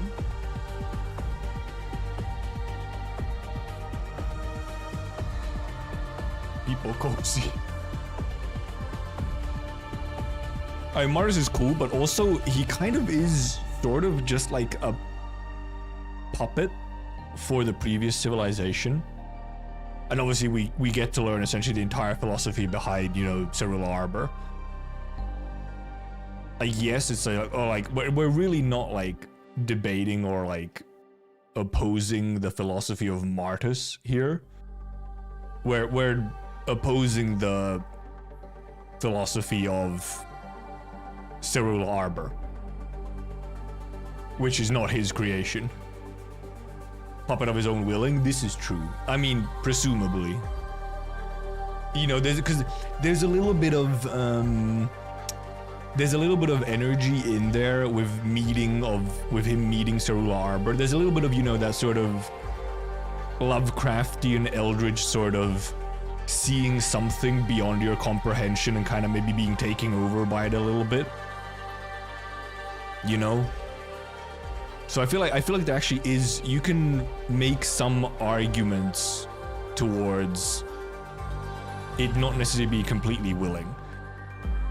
He got curious about the thing he saw, got a little close, and then got overwhelmed by all the visions, and possibly just kind of, through that way, yeah, gaslit. Which, I mean, it's very cool. It's very cool, and it makes for like a good sort of tool, like a device for the story. But like as a character, we kind of don't indeed really know that much about him, you know, ultimately. I feel like it's more so to present and sort of portray the kind of Cerula Arbor, or like taking kind of the existence and like the power of Cerula Arbor.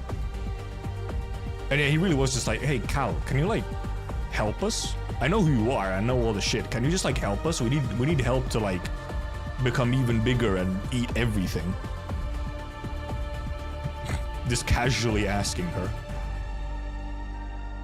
And considering this is a year after Lone Trail, you know, both Cal and Doctor have had a significant strengthening of their convictions. We can fight the observers for you, just give us everything. Yeah, exactly. Which, however, that's the thing though, is that was kind of, you know, the original plan of Cerula Arbor. So, you know, if they were still previous civilization pilled, who knows? They might be like, oh yeah, sure. Because Cerula Arbor, the Seaborn and, I mean, Originium are kind of, you know, two sides of the same coin sort of situation. They're just two different ways to combat the observers. The previous civilization just had like fucking a million different plans going in parallel to each other to combat the observers. And we're just constantly, like, that's what we're doing essentially, and probably what the third arc will be about is just uncovering all of those and, you know, solving them. Alright, let's continue. We can yap more once we finish as well. What is survival? Is it the survival of life or of civilization?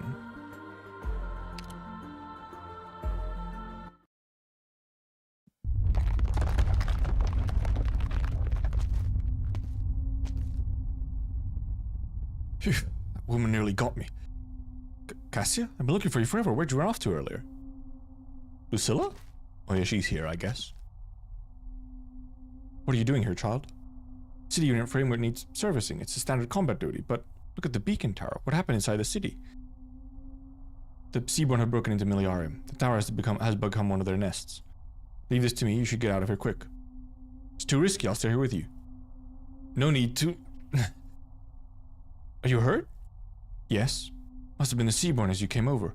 Wait, no. A scratch like this couldn't be left by a Seaborn. Did someone attack you? Sussy woman. I can't believe the MILF was evil. Wait, why are you pulling out the safety valve? Hey, don't push it. It'll cut off the ground level self-diagnostic system and the city frame will stop working. No, you know that way. No, you know that way better than I do. Oh, song. Oh, yes. You've been trying to do this all along, Cassia? Are you the Church of the Deep? But when the Sea Patrol investigated Tulia, you deliberately turned them against her? Don't tell me it was you who made her disappear. What if you put on my neck? Longbeard comb-tooth grass. Something made by a friend in charge of raising roadside coral. Don't move. They'll die if its bristles pierce your skin. Quite painfully, if I may add. Now, leave this place, child. Once it senses you've gone far enough, it'll fall off by itself. You want to leave, don't you? To be honest, before we became co-workers, I happened to see your assessment at the Institute of Development Planning. You care so much about the data scientist because you've never forgotten that evacuation of Miliarium, have you? You watched as the distant lights of the volcanic power station went out, surrounded in endless darkness, with only strange rumbles and rustling carried to you by the currents. The ocean as it once was. At that very moment, you were the closest to the ocean of all of Miliarium. You, standing at the mezzanine of the dome, all alone. The IDP assessment was that there was too great a psychological burden, which is why they agreed to transfer you from the dome system to ground level. The so-called fear of heights was just a little joke of yours. I'm afraid that you yourself don't even realize what lies deep within your heart. The remaining Seaborn will soon discover that this route is still open. You wouldn't want to meet them again. Go quickly, before it's too late. Cassia grips the safety valve and continues to push it. She no longer looks at the joke-loving colleague by her side. The valve stops abruptly, releasing an ear-piercing shriek. She can push it no further. A pair of slender hands are pushing back from the other side. Lucilla? In any other situation, I'd definitely give you a piece of my mind, or stuff this whatever grass into my ink bottle and tell you this sort of practical joke is beneath you. But it's so bright. The light from where the tower sank in, from the dome above us. Every seaborn on the whole continental shelf is rushing towards Miliarium, right? Just what is behind those strangely colored lights?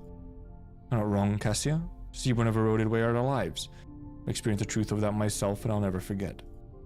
I envied Tulia. Our experiences were so similar, but she was able to protect what she treasured all along. An amazing woman, really. And look at me. I escaped the dome and get back to the ground. Before you arrived, I was even thinking of escaping from here, too. But where would I go? Can't let you break the framework, Cassia. Can't let the Seaborn get into any other Miliarium's unit, even if this grass thing kills me in the process. Because there's no going back for me.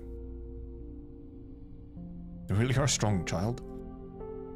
Florentina's parents once told me that while the dome may be beautiful, this transparent structure is actually the true eye of the city. In fact, I've been asking myself recently, since we're at war right now, shouldn't the eye be on the lookout for danger? She forces herself to look ahead, the strange colors reflecting in her pupils. The roar of the tides and the whispering of the ocean's progeny resound in her ears. The young Aegir presses hard against the safety valve. She does not let go. She dares not let go. Only once a firm hand presses down on her shoulder, forcing her stiff muscles to relax, does she come back to her senses. You can let go now, Lucilla? Cassia, she... temporarily paralyzed. Only managed to graze her with my shot, which is why the paralysis took so long to take effect. Sorry for putting you at risk.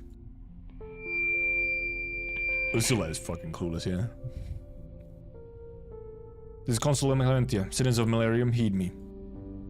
Once the city unit containing the beacon tower has been fully ejected, the rest of the city shall break through the seaboard encirclement and move towards dry land. Reactivate the linkage mechanism in the city's framework and perform a structural reorganization. Force fields at full power. We'll stop the seaborne tide from sending a single tentacle onto land. Legion 8 and 10, along with the Sea Patrol, send all operational warships out in turn to escort the city. Might be more appropriate if you were the one to handle the report regarding Cassia, Lucilla? I see. Should be heading straight to the port now. Mission just declared by the consul is more urgent. Cassia is already subdued. I'll take her to a doctor first, and then she should be punished. The city is going to undergo structural reorganization. The dome system will be the focal point of the force field to hold off the seaborne. They could probably use some extra hands up there. Maybe I should submit an urgent application to return to my old post. You're very brave, Lucilla. Oh, so you heard all that earlier. I did. Before you submit that application, though, you ought to see a doctor yourself. Long-braid combtooth grass does in fact contain a potent neurotoxin. Ah, right, I will. Sorry, my glasses? No. Ramming armor, check. Ship cannon mounts, check. Wonders, check. Camouflage coating, check. Propulsion systems, check. All system diagnostics complete. Ready to launch. We'll be heading to the designated waters at full speed to block the seaborne tide from the north. All weapon systems permission granted in order to hold back. Don't let them get near Miliarium. We'll do everything we can. Just part of the first sortie. We'll be sending the rest of our ships into battle after you. We're to escort Miliarium in shifts while it's reorganizing, serving as an extension of its great wall and preventing the seaborne from making landfall. To remember, when you get the order to change shifts, you must return to resupply immediately. Understood.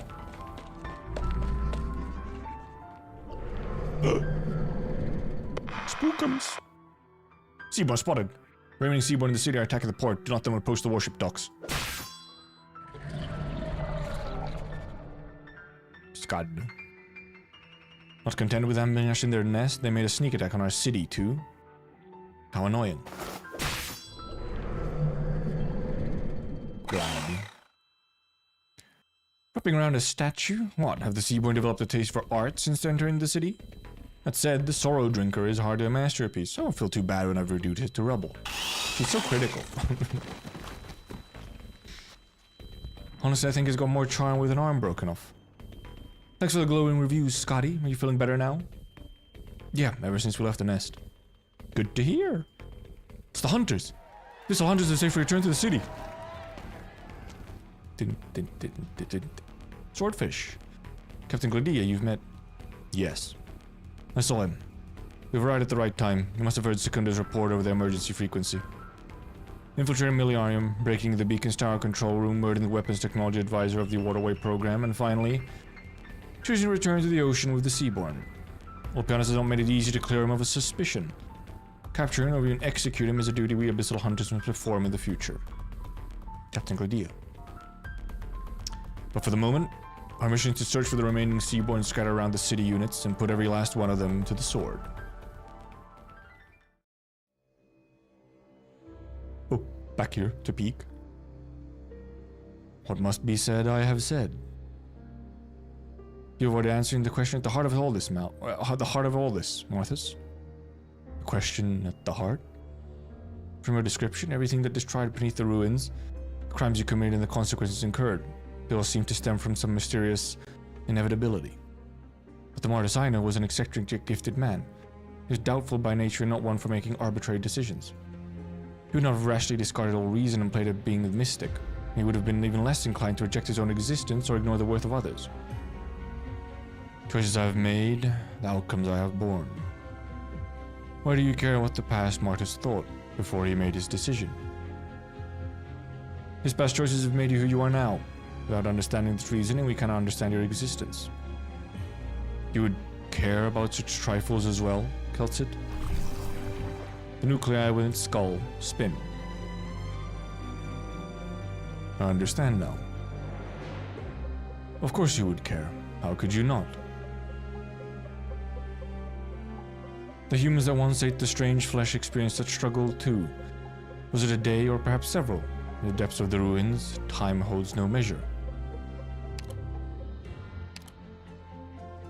He feared, he doubted, he was compelled to think over every possibility. Where will the next crisis come from? When will it descend upon Terra? Use a lifetime of knowledge to attempt to decipher the undecipherable, to comprehend the incomprehensible, to see the invisible, to... Row fight the power. If there exists a life form that could survive the cosmos of Quietus, even if only as a singular being, how would it be born? Given infinite time, even the tiniest fin will be able to type out the ultimate truth of all things on a terminal using its tail. But time was our most precious resource. Hi Flipper, thanks for coming around.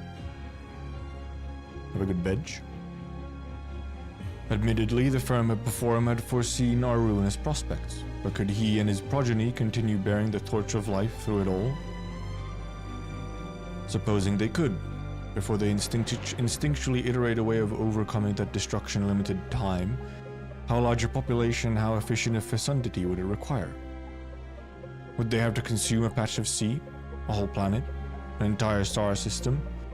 How many must die to support their lives? Supposing they could not, then where did the true answer lie? On the other side of the ocean, on the other side of the sky, or perhaps it is somewhere out in the sea of stars, untouchable by Terran hands. Even if you spent your entire life simulating, you would not have been able to obtain a definite conclusion. The information you possessed was simply insufficient to calculate every possibility. Indeed, Keltsid, but the past Marthas had no choice but to try. Danger and possibility both hung above his head, while below his feet he found only an unseen tightrope. He could have informed your country from the start. He could have helped take on your burdens. The oldest records of the Academy of Science could verify the past you saw. The latest inventions of the Academy of Technology could mold the future envisioned. Cede the choice to others. Is that a solution or an escape? The choices of the countless many against the choices of the few. Are they more accurate or more ambiguous? More earnest or more capricious? Suppose the means for life to continue is not civilization, and the species that transcends ruin is not humanity. If so, how would Aegir react? Enough, Marthas. If you had thought of every possibility and foresaw the bitter price to pay, then your final decision is even more inexcusable. No, Aegir, I do not defend my choices. What I want to say was that, at the time, There was an immature life form that interrupted my flights of fancy.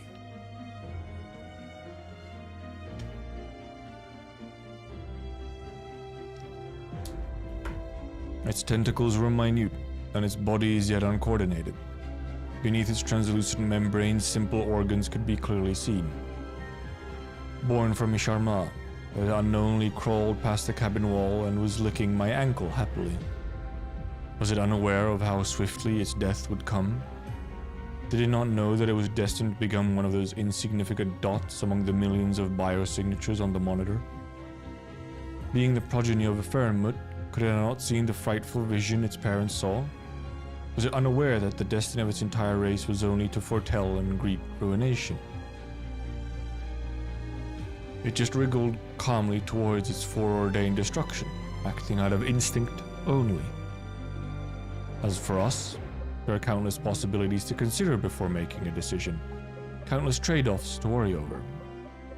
We find ourselves unable to ignore the costs of our decisions, or the results, or the value and meaning of those results. Humanity. Humanity is ever a prisoner of itself, ever one step behind fate. This is the essential difference between humanity and the Seaborn. This is why they are suited to bear the duty of continued existence.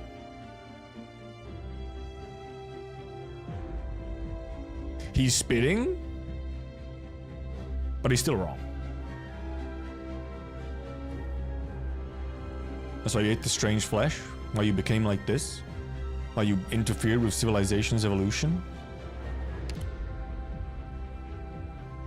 If there's any life that can survive that future of quietus, no matter what form it takes, it is worth fighting for, no matter the cost. There is no justice here, only the path ahead. You should understand now why you must help we many evolve. You're not the first one the Doctor and I have seen who can barely qualify as human, but they all made their hard choices. No one had ever made a choice as horrifying as yours. Before you ate that flesh to become a Seaborn, you had already renounced thinking as a human does. From my perspective, that which you abandoned in your final moments, your doubts, misgivings, concerns, and struggles, were the most precious of treasures. They're treasures because they're unending. The Seaborn is swallowing Terra's life whole. You have not denied this, nor can you stop it. How are we to see them as our hope? What is your choice then, Keltsit? To incubate Originium?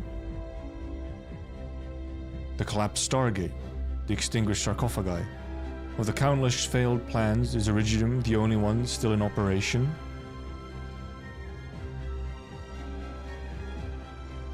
Stones amidst the land and sky, ever silent. They are an incurable disease harming life atop dry land. And yet, they're a plan left by the prehistoric civilization, one expected to save all existence at the very end, in ways incomprehensible to the average person. The stairwell to survival can only be forged in the fires of destruction. No, such destruction must not happen. Much like Cerula Arbor, Originium at some point turned to the annihilation you speak of. It changed in ways no one can understand, and no one can reverse. And since it has changed, it must now be stopped. Whatever the case, using life to feed life, or ruin to beget ruin, would only serve to remove all meaning from survival. Callan Martis, how absolute lore dumpers having a dialogue. Keltsit, or rather, Amaten, from the records. You surprised me. You and I should have arrived at the same conclusion via different paths. No, you should have been even more rational, more decisive. I merely noticed a spark of the prehistoric civilization and took on its mantle. You, however, were born for this task. You held aloft its torch eons before I did. You've kept watch over their distant aspirations and legacies. You've carried out your assigned mission, you witnessed changes, you bore loss. No human could have toiled for as long as you have. But now, has endless life rendered you feeble, Keltsit? Has it turned you human?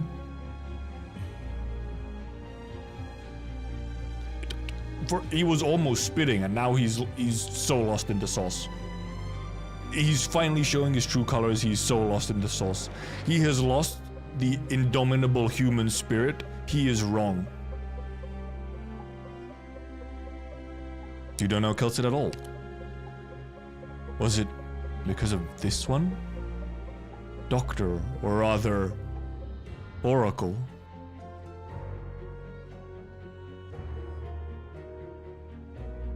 He really does just kind of know fucking almost everything, huh? Hey, the dog. Many facilities, many doors, your fingerprints, face, voice. Within the Cerulean cave, among the ruins, traces of you lie everywhere. You have visited the depths of the abyss before. A pity I don't remember. He just fucking knows, and also need confirmation. Doc has been down there. I recognized you. I have been speaking with Kelsit until now only because it is more efficient. Rude. You must know the truth. Your visitation is sure to have meaning. Perhaps you're able to explain why the project is at a standstill. But your title is different now. Something has happened to you. Otherwise, Kelsit would have held no doubts about what had happened to the plan. For several reasons, the Doctor is unable to remember any of the things back then. Memory loss. Unsurprising. Losing one's memory is perhaps the most insignificant sacrifice you could make. Even the most resilient of life cannot withstand the ravages of tens of thousands of years. The fact that you still exist upon Terra is in itself a miracle. Well, you see, the tens of thousands of years of existence is not the reason the Doctor lost their memory. That's a whole different kind of worms, okay?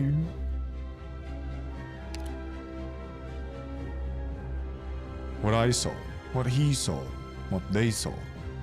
Those frightful visions are an absolute truth to you. You have lost your proud civilization and homeland. Heaven and earth have lost all color. Time and space have become vast prisons. You have been exiled by despair. You have stopped to rest upon Terra. You have not escaped your fated ruin. All men will perish, all things rendered meaningless. Despite this, you have not stopped fighting for hope. This planet has been forever marked by your resistance, even if those marks are mostly wreckages. I revere you and your cause, you, the people of a bygone age. And that's your mistake, motherfucker. You shouldn't be revering the past.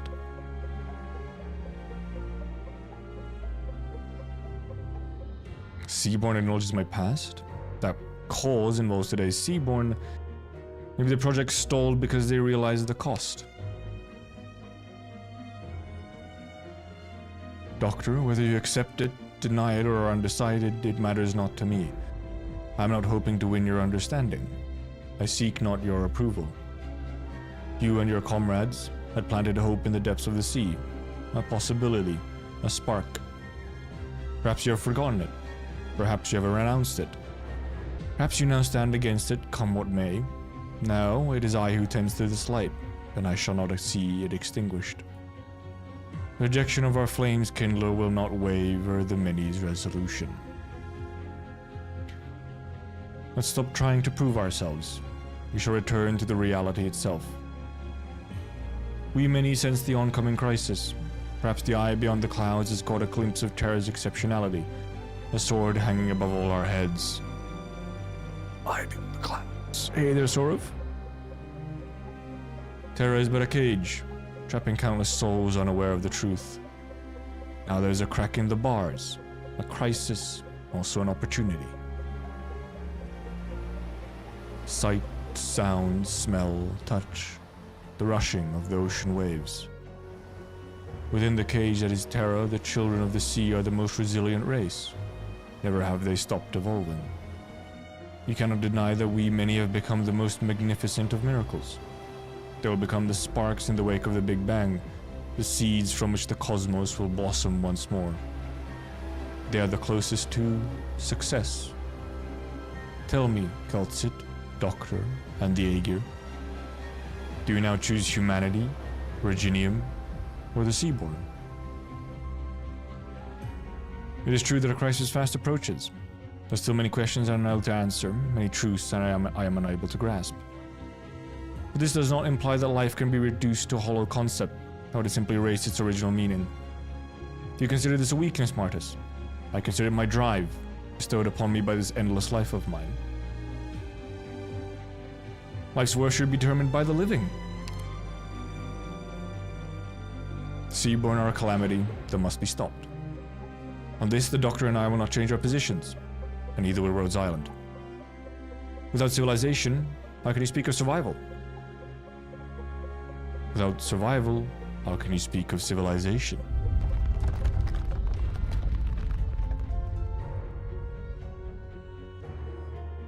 This ridiculous debate has gone far enough, Martis. We have excised the deceased organ from Miliarium. Your kin in the city are being eliminated as we speak. You'll have plenty of time to reflect on what you've done and share the rest of your secrets with us in prison. Prison? You're trying to imprison this thing? Fair enough. I guess, you know, you may want to give more information out of him. You, Aegir, and that Ebon monster. It is futile to contain me. You alone, your city alone, are not enough to slay me. To slay Sharmla. You just fucking disappeared. The city has completed its reorganization. I can imagine how it will look as it bars our current, but we many will surpass it. There's no right or wrong here, so let your brief resistance provide our soundest proof. Next, I will rouse the slumbering firstborn. I will lead our kin to the moons. You will become a part of this magnificent cycle, Keltsit, as will you, Doctor.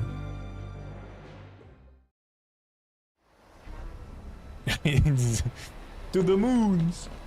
Dude, it's about crypto to the moons. I'm sorry, I had to. Yo, Stutifara music again? Maestro. Su Santidad, I'm here to take a report. No need, Aegir has already informed us of what transpired beneath the waves. What of Keltsit and the Doctor of Rhodes Island? They're still in the city. We're connected, sir. This is... real-time image of the sea's surface, all thanks to Aegir's drone matrix projecting directly onto the Great Lighthouse's display. Seaborn Tryzyn and Aegirian City, both approaching the land, they are less than 10 nautical miles away. You can toggle the opacity. Zoom. Stirring spray, those intertwined currents, are they all seaborn? Maybe the color of the seawater has changed. That's the only portion exposed to the surface, tip of the iceberg. Seaborn took advantage of Aegir's landfall. The entire sector of sea has become their nest. Aegir's defensive perimeter. How long can that transformed city of theirs hold? I do not know. Have we come to the conclusion that Aegir's waterway program has failed? All the Aegir in Miliarium is still fighting as hard as they can. For the past 2 months, the Penal Battalion has requisitioned all operational vessels along Iberia's coast. They've been on standby in Gran Faro and are now ready to set sail. I'll personally lead them to reinforce Aegir's defensive perimeter. Together, we will stem the seaborne tide. Afraid you won't have much time to rest, Irene. Seems not. Saw the Inquisitors in formation at the base of the lighthouse earlier. In the end, Iberia has found herself walking a tightrope with no margin for error. Survival or destruction. No other path before us. Should Aegir's Great Wall fall, it will be up to us to educate the Seaborn on the significance of land and the price they must pay for desecrating it. Harmon is cool, though. Maestro, Don Irene. You stay here, Jordi. Lighthouse will be our final bastion. Penal Battalion's operations are dependent on signals. Do what you can to keep it going. No, not that. Look out the window. Light. Is that a lighthouse? But aren't we at the only operational eye of Iberia? What's going on? Why are we suddenly receiving so many identical signals? The lighthouses along the submerged coast, which have sat in silence for more than half a century. They've all lit up at once. Dios mío!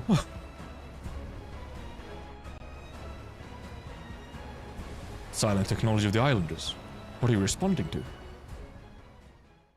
Dios mío. You are my lighthouse. So true. Hi there, Ulpi. Ulpianus hears the rumbling of the city reorganizing above his head as he watches the lightless beacon towers slowly sink into the depths. The building that once supported the grand aspirations of his people is now a seaborne brood nest. The old and feeble will use their bodies and nutrients for the next generation. Their journeys will continue with their newborn kin. This is how the Seaborn have always been. They spare nothing in their devotion to their kin and do their utmost to nurture them. The thought brings a brief moment of sickness, Ulpianus. The weight of the great anchor in his hand stretches to his shoulder. The moment he realizes that he will never be recognized or remembered, he feels more clear-headed than ever. He is yet unable to cut the disgusting connection between himself and the Seaborn, but he still has the strength to cut off the tide surging towards the city. Claudia was right. Battling in the rapidly proliferating nest might only hasten his assimilation. All that awaits him is death, or worse. Ulpianus puts all his might into swinging his anchor. As if able to read his thoughts, the tiny hatchlings gracefully avoid his swing before calmly flickering past the grip of his anchor. He adjusts his breathing, recalculates, and swings once more. Faint mechanical cry.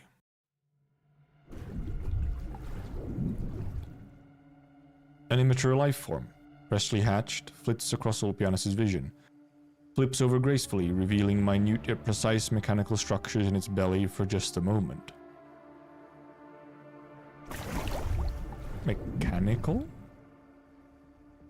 Then there are two, then three.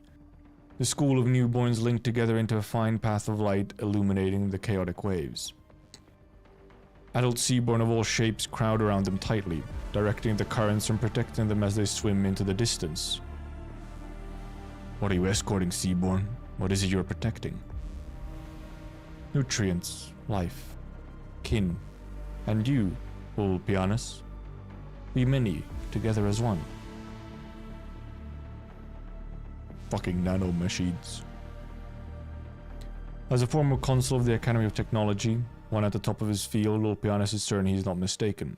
The steady flow of wondrous things streaming out of the beacon tower. Our nanomachines once ensconced in there, a history cut off, a dream that died young. As an abyssal hunter, he trusts his sense of smell as much as he does his scientific intuition. Their scent is no different from the seaborn. Those beacons, dead in the cradle nearly 200 years ago, now thrum with new life. Incubated by the seaborn, they now swim together towards the tidal confluence on the surface. Have you not yet given up on these games, Aegir? Is by your own noose around your neck, or is this also part of your plan? At first, there was only a mote of fluorescence, then a flowing line, and after that, an elegant lattice spreading out across the surface of the sea. Whoa. Waves. Whoa, whoa, whoa, animation!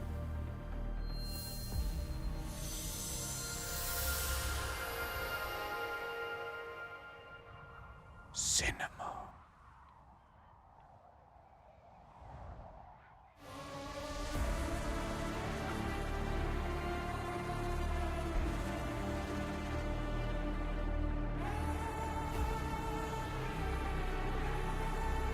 The music as well. Moving picture, no way. Billions of nanomachines sway alongside the children of the sea, bobbing up and down on the ocean waves. I'm trying to figure out what this image is. What am I looking at?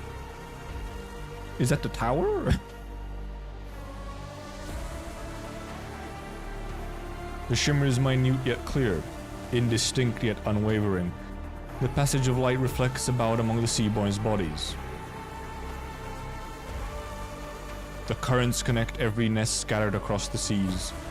Seaborn gathered together from every corner of the ocean for the excursion onto land, gracefully extending the paths of light. They intertwine with one another. The golden net they weave is like a galaxy strewn across the sea's surface, from Miliarium down into the deepest depths of the ocean. The waterway. The network of the ocean, one connecting land and sea, one transcending chaotic space and placid time. Bound together with we many.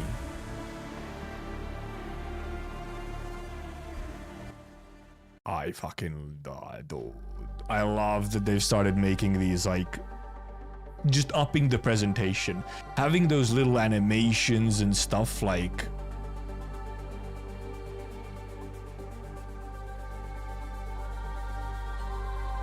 I think the Seaborns have, so I think in this case they've just like assimilated the nanomachines that were already in the tower, because the tower had a bunch of nanomachines in it already, and they've seemingly, you know, assimilated the nanomachines into their, you know, self. Actually, I think there's been a jump in presentation since chapter 13, actually. Chapter 13 also had a bunch of, like, it had a couple animations like that. It had a couple animations in it. Actually, so did Lone Trail. Lone Trail had one animation as well. And yeah, I'll have to see more of that stuff. Like, finally. And like more musical choices, like pulling out sort of more unique tracks for moments. There you are, Consul Clementia. We noticed an extremely unusual biosignature in Vesophon Theatrum. I'm glad you were unharmed. What's the status of the front line? Legions 8 and 10 alongside the Sea Patrol have been sending out escort ships alternatively, as per your orders. City's reorganization and the force fields are both complete. Liarium is holding against the seaborne tide. Inform every relevant research in the city, and a minute-by-minute breakdown of the situation of this region of sea. Still being far too passive even with our contingency plan put into motion. I'm a consul, you may want to see what the drone matrix just sent back. These passages of light between the seaborne waterways? Consul Clementia, we've re-established communication with the home territories. We just got a dispatch from the Institute of Scientific Development Planning. Any news from the hunters? 3 of them returned to Milarium, cleaning up the remaining seaborne in the Eastern City units. Contact Logadia. Tell her to come meet us immediately. Yes, Madam Consul. Let's go, Kelsit, Doctor. You need to deepen your contact with Aegir. Kelsit alone will be enough for diplomacy. I'll go with his captain to inform the hunters. Doctor? Whisper. That seaborne left and head to the east. Might run into Scotty. You exchange a quick glance with Kelsit. Madam Consul, the Doctor still has some affairs to settle. Very well. Doctor, having agency, doing something? Yes, please.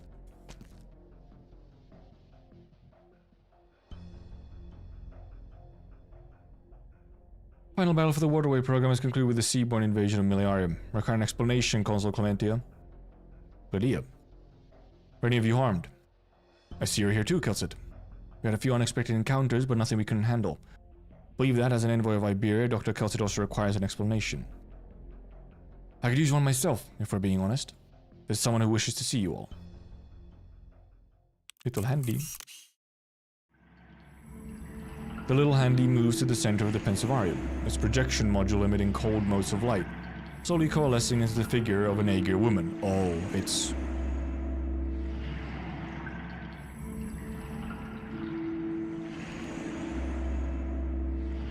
She sports a smile under the golden hair. Her eyes are focused on everyone in the room as though she has been waiting for, or perhaps observing, them for a long time. What does Clemente use them for? It's her. Consul Horatia. Why do you look so fatigued, my little Glydia? The transmission efficiency of the waterway is much higher than I anticipated. I fear a simulacra is still unable to transmit my feelings. Otherwise, I'd stroke your hair and give you a nice, big hug. No need, you know the risks of doing so. Change on the sea's surface, as well as the sudden appearance of the waterways. Was this your doing? Whether Aegir or Seaborn, we'll find ourselves competing over time. Seaborn must keep sending nutrients to every region of sea they conquer. They wish to quickly transform the entire continental shelf into one great nest. Every issue has two sides. This disaster has also blessed us with bioenergy beyond measure. More than 2 centuries ago, the beacon launcher would have required a dozen cities' bioenergy systems to continually fabricate the nanomachines comprising the waterways. Now, those nanomachines are being fostered by the Seaborn. Regard them as harmless kin. Using the data flow between the nanomachines as a medium, fleets and cities in squeeze state could traverse the oceans in an instant.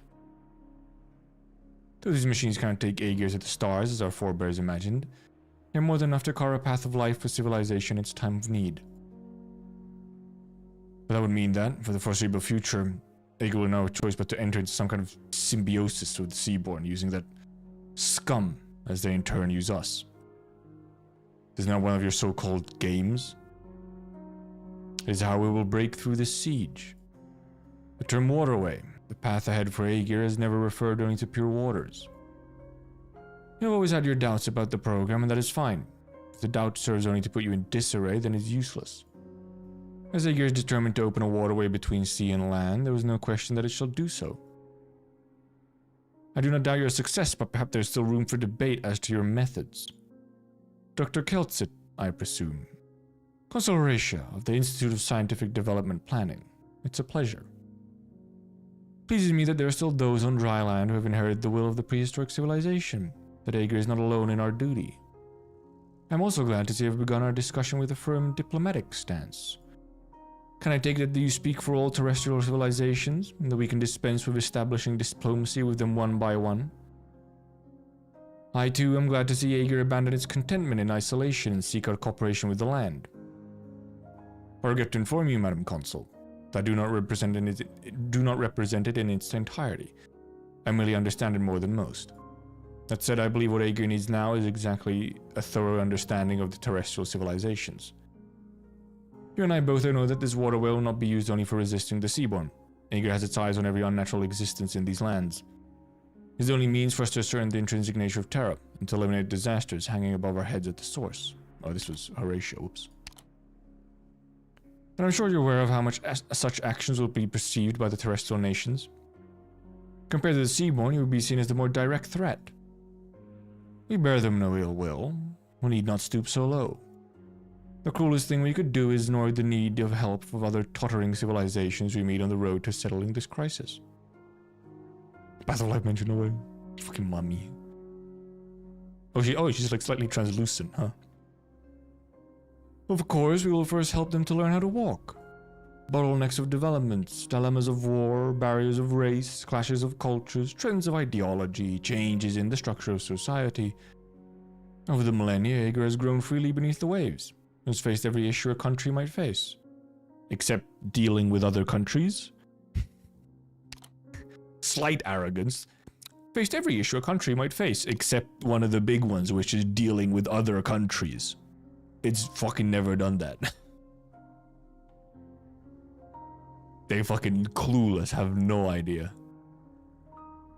We wish to share our experiences without reservation. And how would you do so? Using Miliarium as our main port, we would send talent and technology ashore to aid the Iberians in revitalizing their home. Vermus perceive the oncoming crisis far more keenly than humanity. That young one will not shelter Kierag forever. Oh, talking about Kiera. We can aid that nation long trapped in snow in breaking through its developmental barriers in a few short years, so that it may stand equal with its neighbors. We can aid the Sami in purging the demonic corruption permeating every inch of snow, restart the abandoned Stargate in the north. Ursus, Kazdel, the flames of war rage, we will calm them. The disputes, we will resolve them. Bolivar, Higashi, national unity is but a few fruitful negotiations away. Aegir will aid them in every predicament. Aegir will guide them towards the only goal they need. Under the leadership of Aegir, the land and sea will share a common future. Madam Consul, I do not doubt Aegir's sincerity, but I fear your proposals will not have the effect you expect. I'm sure you have the means to bring Kierag up to par with the core nations in a few years. But will dialogues between equals necessarily center around peace and development? Were Ursus's internal problems to be resolved, who's to say they would not bare their fangs once more and attack their neighbor to satisfy their regained appetite? Bolivar's many regimes might reach a consensus under Aegir's pressure. How will he eradicate the profound, deliberately provoked hostility? Dr. Keltzit, are you saying that Aegir's efforts to aid the terrestrial civilizations would only result in the opposite? I'm saying that we can establish a more equal and profound cooperative relationship between us. With only your probes, you're unable to understand the civilization's needs. With only your experiences, you're unable to force a nation to skip over its path to development. Before you act, you must learn more. Otherwise, the winds you stir on land may become some great storm you cannot turn a blind eye to. We'll be more than happy to hear your suggestions then, on the condition that you do not allow us to be held back by excessive caution and meaningless apprehension. Seeing the gulf between us, between land and sea, I understand that we will need many more discussions before we can make progress. Once the waterway opens, I look forward to meeting you in the flesh, whether on land or in Aegir's home territories. I as well, Madam Consul. What about you, Gladia? Do you agree with Dr. Kelsit on this matter? The IDP need not question Rhode Island's sincere wish for cooperation, nor Dr. Kelsit's ability. I can vouch for both of those. There are indeed essential differences between Aegir and the nations of the land. The Landwearers are short-sighted and clumsy, which makes them frail. Forcibly removing the difference between them would be no different from destroying them. It is truly necessary to show good faith. Never seen Gladia place so much trust in someone, Dr. Kelsit. A feat, to be sure. Perhaps she can be a bridge between our peoples, and aid us in coming to a consensus. You will see that Aegir's plans are no mere idle prater. Now, do allow me a moment alone with Consul Clementia. Shanga, you okay there? Can we all just get along? Secunda, fleet approaches from land.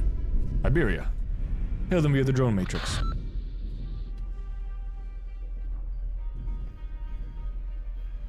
As if Kelsit hasn't been doing that for 10,000 years. Just get along, bro. But see, not even like really get along. It's like, let us, better people help you solve your problems. Aha. Ooh. You puny little basic civilizations could use some help from us. That'll go over very well.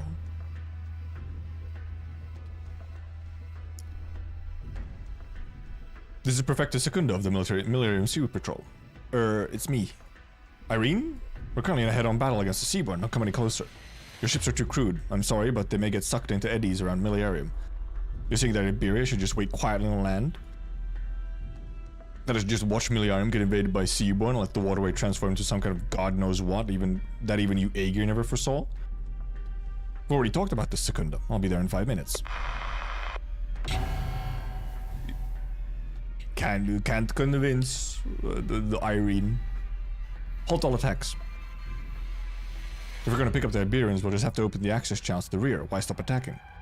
Look at the screen. Academic Technology has sent an urgent communique. What do we do? Are those light-emitting nanomachines components for the waterway? The Seaborn is still attacking the city. They fuse with the nanomachines and bear near identical biosignatures. Our weapons will be able to locate and attack the Seaborn only. Don't tell me the Legions want us to halt our covering fire and rely only on Millennium's force fields to hold them back. May as well slit our wrists and be done with it. Scribbling on your device again? You know, sometimes I really admire your ability to keep a cool head. Use the images from the drone matrix to render a 3D model. Rendering in progress. Perhaps the answer lies within the riddle itself. The biosignatures of the nanomachines of the Seaborn are identical, but we still know clearly that the nanomachines have formed a waterway. How? You can see them. Each machine emits a particular light that's clearly visible. Contact the Academy of Technology. Tell them we have a proposal for modifying our weapons targeting systems. But recalibrating 2 legions worth of auxiliary optical systems would take a lot of time. What about using a lighthouse on land? There she is. She's so fast. Do they even know how to handle originium, given there's not a thing in the sea? Yeah, that as well. It's like, the fish people, have you seen originium? That shit's fucked, man. Like, you haven't seen a catastrophe. You haven't, breathed in rock cancer dust ever. Seems to arrive in the nick of time. Doesn't it? So lighthouses on the lost coastline resumed operation. They're responding to your waterway. Combined, they should be enough to eliminate this entire patch of sea. Maybe they could serve as auxiliary optical systems. Hardly an engineer, but these lighthouses were built with Aegirian technology. They should be compatible with your existing systems. I should cut the time needed in half. I'll let Consul Clementia know. Thank you, Irene. The Inquisition would be overjoyed to see these newly unclouded eyes become part of the combined defense of land and sea. We're partners now, Secunda. Though maybe we should be thanking Bregan instead. Bregan. He truly dedicated himself to these lighthouses. Naval architect drifting into a foreign land, striving for the day when land and sea could work together. He foresaw calamity but left no answers behind. It's a pity that Aegir saw him as an outsider, while Iberia never truly accepted him. He died alone and miserable, but now his plans will finally have the chance to become reality. We acted far slower than he did. Indeed. It's not too late, or rather, now is precisely the time. Let's get started, Irene.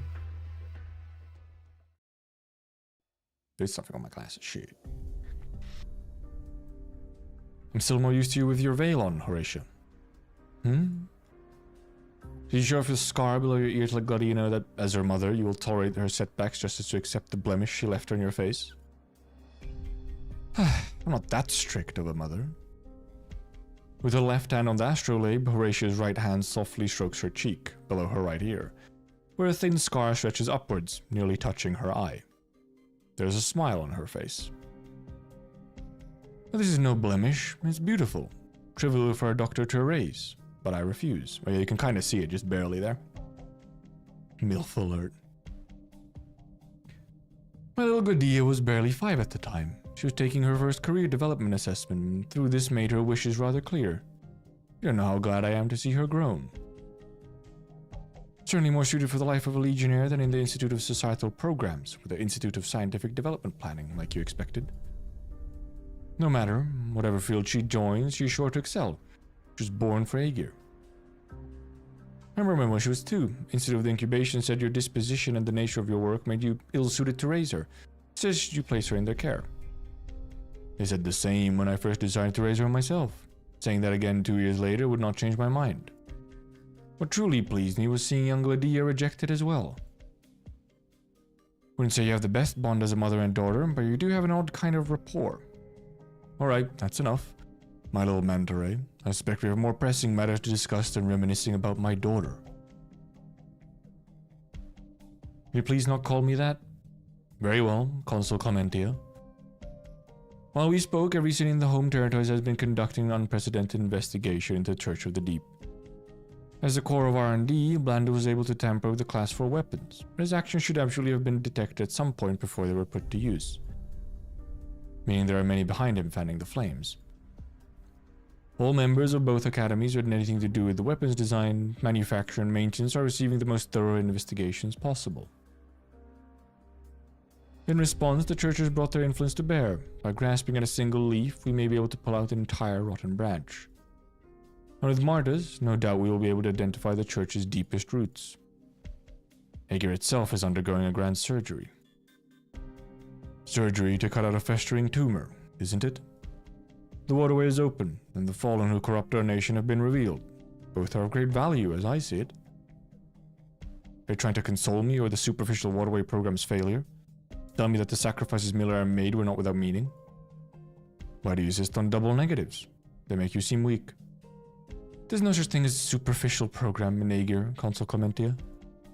The IDP has approved the program, means its planning and members are entrusted with the hopes of Aegir. We believe you are capable of using the Class 4 weapons to purify our waters and open the waterway. This has always been an official part of the program. Yet it failed. The theoretical success rate of oceanic purification was never high. However, the waterway program was a guaranteed success. Did I not promise you that before you set off? Trust in me. Trust in Aegir. I don't doubt that even if the sea were to sink, and signing all 10,000 or so Aegir souls into the depths, the waterway would still open without a hitch. However, all the possibilities you've accounted for, how many call for sacrifice? How I wish this meeting of ours never had to happen, Horatio. Is that why you've worked yourself to the bone, my little Banter? She told you not to call her that. I've read the reports of Miliarium. As consul for the entire city, you need not throw yourself into each and every little affair. Stimulants you abuse will not hide the exhaustion on your face. Really have thought of everything, as you always do, Horatio. All these losses and sacrifices, falls and the betrayals, when Martas is secret. Are you not the least bit shaken? Speaking of Martas, you've reminded me of something. Of what? Martas regards himself as the gardener of sin. Times like these, he is wont to hide himself behind history.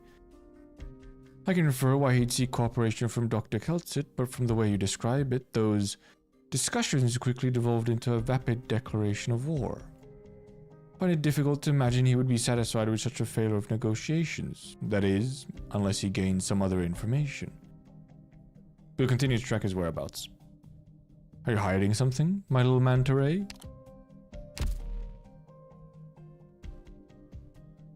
Calling the close-up sword the animal name. Clementia does not answer. She instead raises her head to look at Horatia face to face. With the simulacrum erasing their distance between them, she knows that Horatia will be able to see every detail of her expression. But the curve of Horatia's lips do not change. Her eyes are as gentle as ever, too. Clementia hopes that her own expression is as firm as hers. I'm still the chief designer of warfare on the waterway program before you arrive, Horatia. Naturally. Your calculations may have arrived at the correct outcome, but I had to handle the situation my own way. Academy of Science and Academy of Technology each have their own duties. Yes, of course. I only hope that this obsession with self-reflection will not cause any complications. Their keen judgment must stay unclouded. I won't let that happen. Here, come a little closer. We still have some time. Keltsit, Rhodes Island, Iberia, the Inquisition. You'll be busier than ever soon, so best not keep frowning like that. Don't touch me, don't touch me. Garner is such a pimp alias.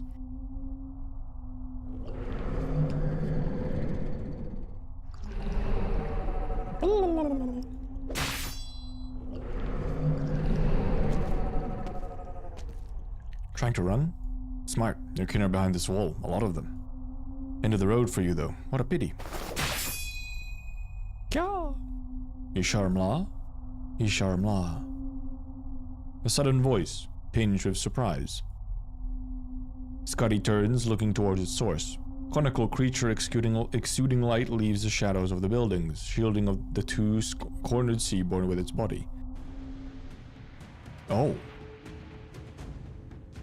Him. Leave, kin. Under tights. Through the eddy ahead, return to the sea.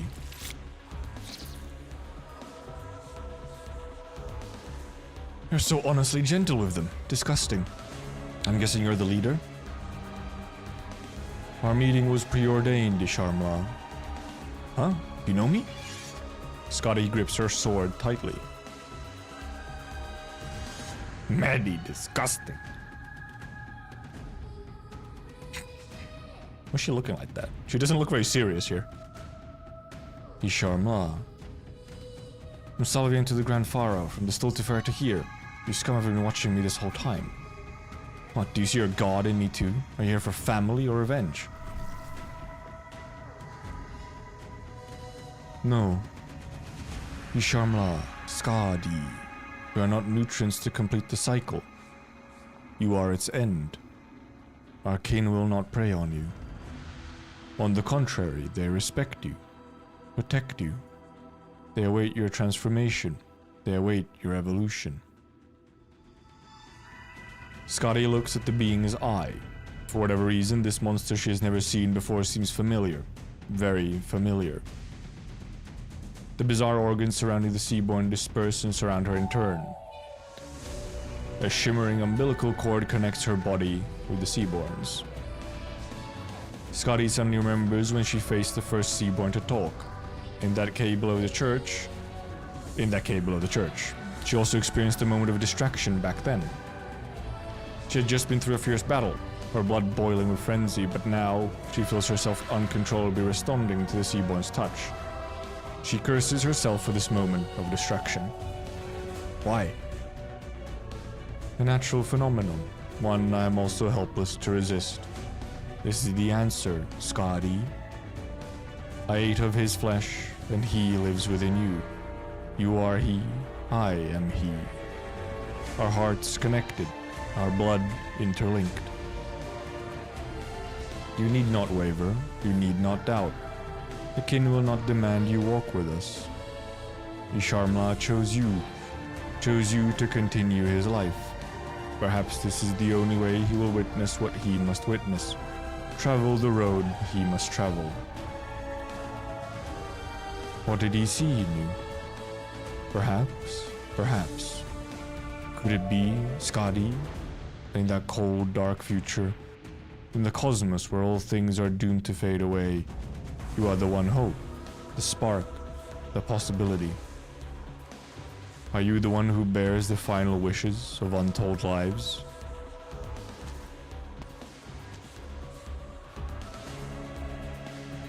Scotty!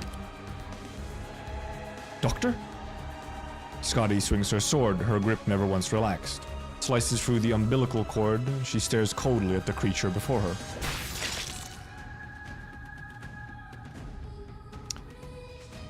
Figured you'd be here, everyone's looking for you. Doctor, Scotty, you know each other? Is that so strange?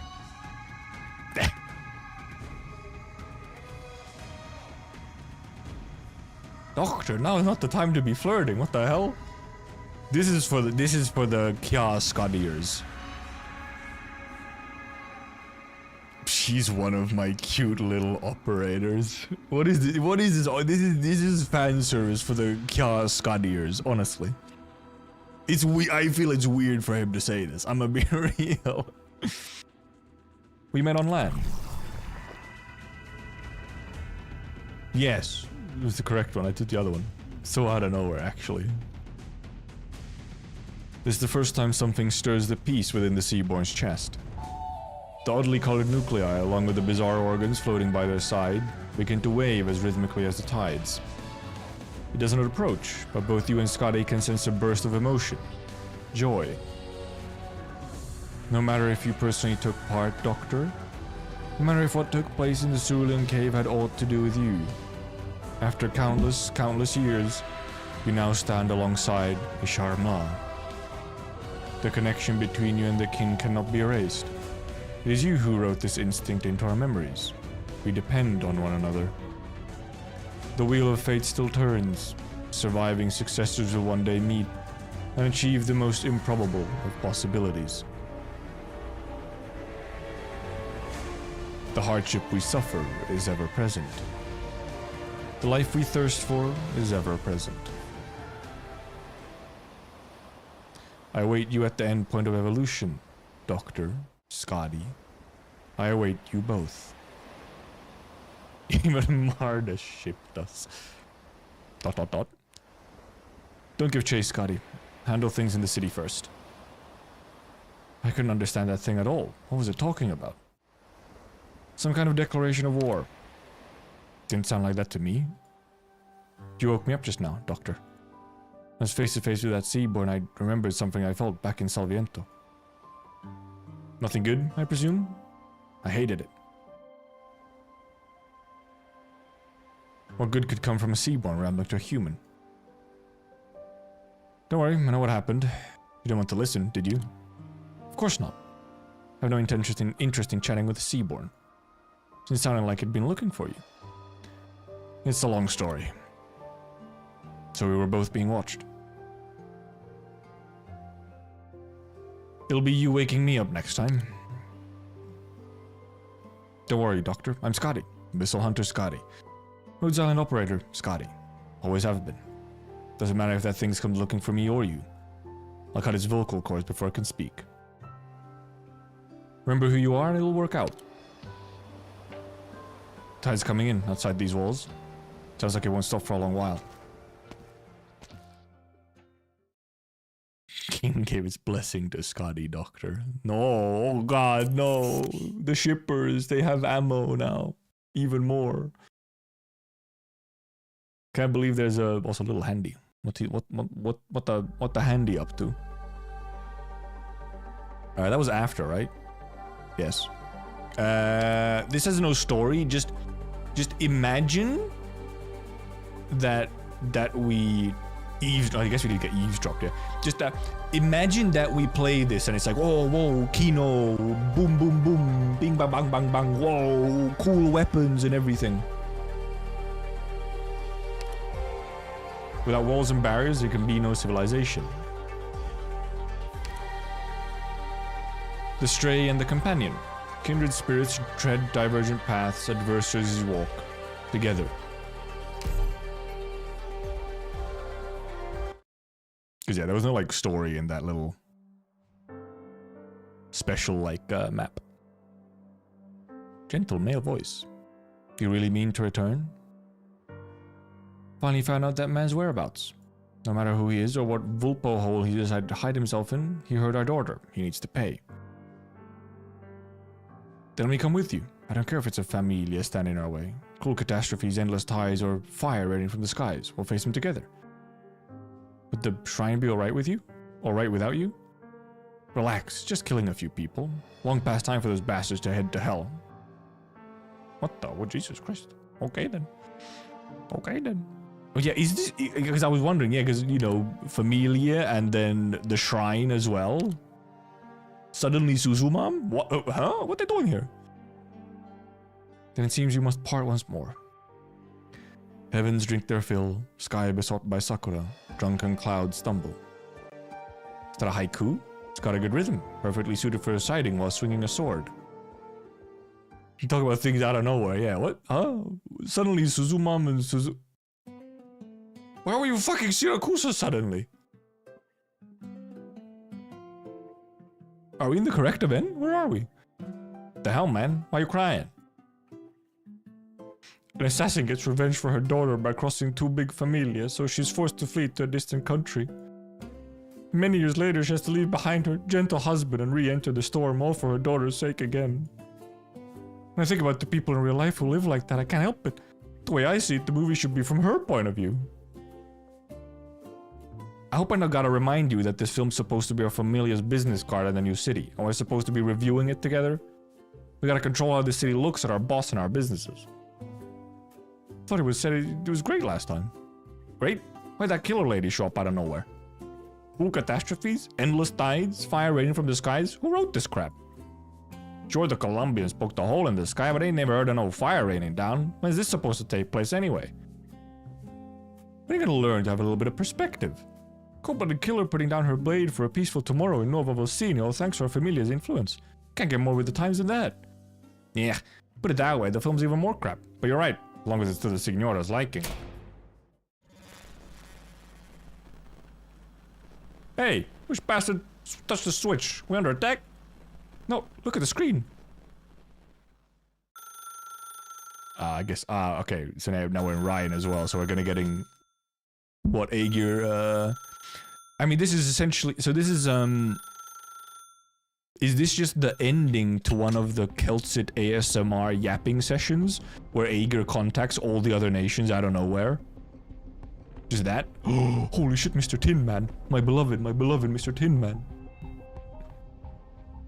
Mr. Tin Man? We have a press conference starting soon, so please keep it quick. While you all were busy flinging all those things into the sky, I made a few rounds in Kasdal. You know how I feel about this? I do, young Banshee, I do. My verdict is that they feel about you much the same as you feel about them. Considering the many violent connections they have across Terra, if they do decide to get behind your project, there will be plenty of headaches for all involved. Thanks for the tip. Now the press conference is about to begin. Don't be so hasty. Let me finish. Nasty Lunare, Director of Engineering in Ryan Lab. You know full well that the dream you were promised can be shared with more than just the Sarkas. Mainlander Foundation will pledge their full support towards you and your elf friends' brazen plan. We will decide on a date to discuss the details later. That includes future launch plans, where we hope to re-establish a more complete Galleria Stellaria. Galleria Stellaria mentioned. Yep, that's the one. Moo. Nasty, you on the phone? Once the conference is over, we'll need a meeting room, coffee machine, and to clear an entire weekend off our schedule. That bad, huh? Putting words simple as good or bad. First, the conference. Silence here? I was hoping she'd stop by, but fat chance she's got the time. Put one of those Burden Beast blind boxes from Kirag on her desk, and sure, she'd open it after a week, but the little beastie was already buried under an avalanche of files in need of review. The guy who's supposed to be making a speech for us isn't here yet, either. Well, he's still got 2 minutes. Oh, Ferdinand. Ladies and gentlemen, the press conference is about to begin. Please quiet down. I'll be happy to answer any and all relevant questions during the Q&A segment. Ferdinand. Sounds like he's in a good mood. Let us first... Playing the same trick twice, doesn't it get old? No, Ferdinand's confused too. This wasn't part of his plan. This is... The challenges we face are far greater than ourselves or catastrophes. We must form a community, under the leadership of Aegir, to overcome them together.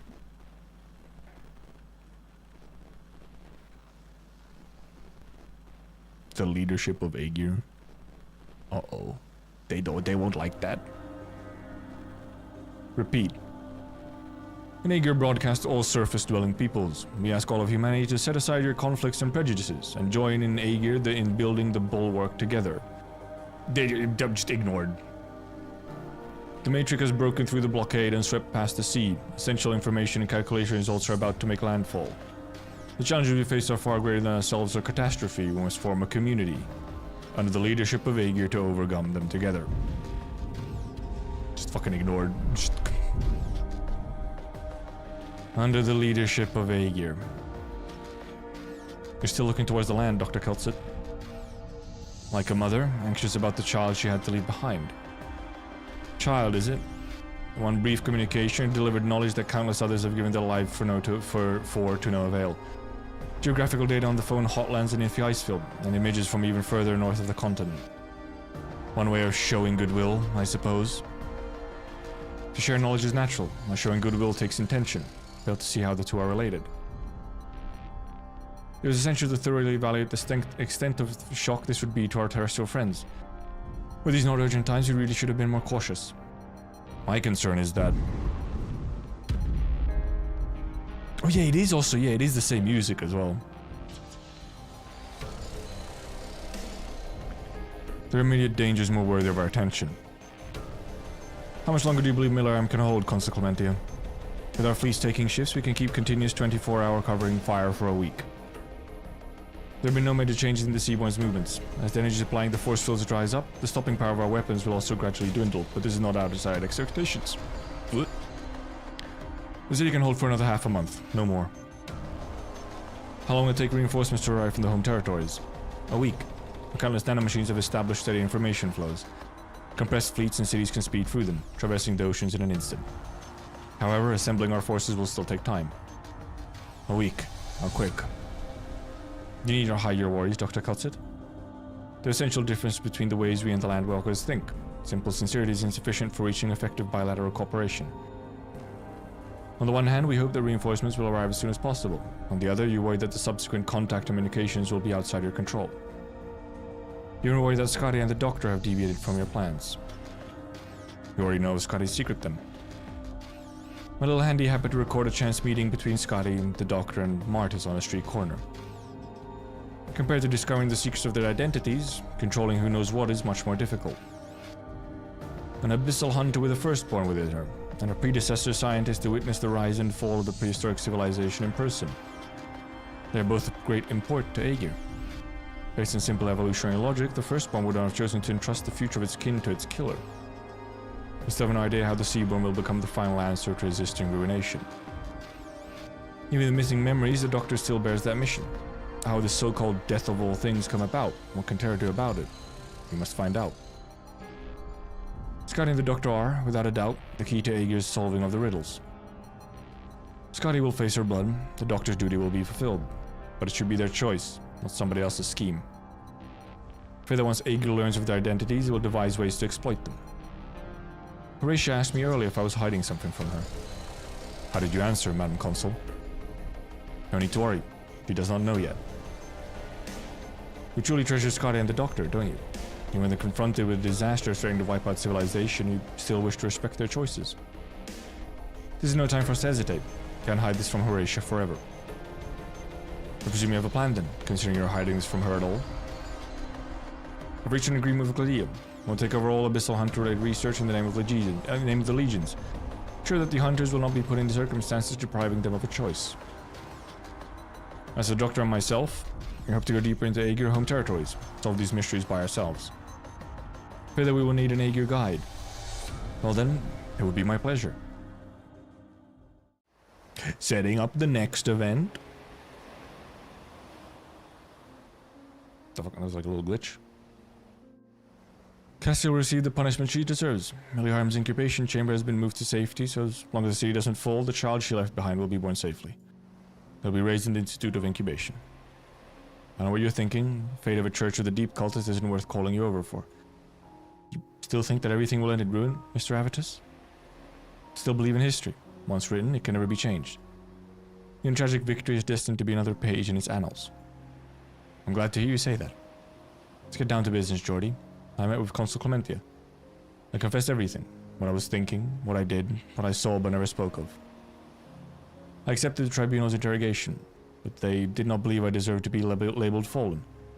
I stood at the precipice and looked around, perhaps even stuck a toe over the edge, but no more than that. The final verdict was that I could keep my post and continue to stay in Miliarium. Sounds like you have other plans, though? They may see it as repentance, but I cannot forget the outcome of my silence and inaction.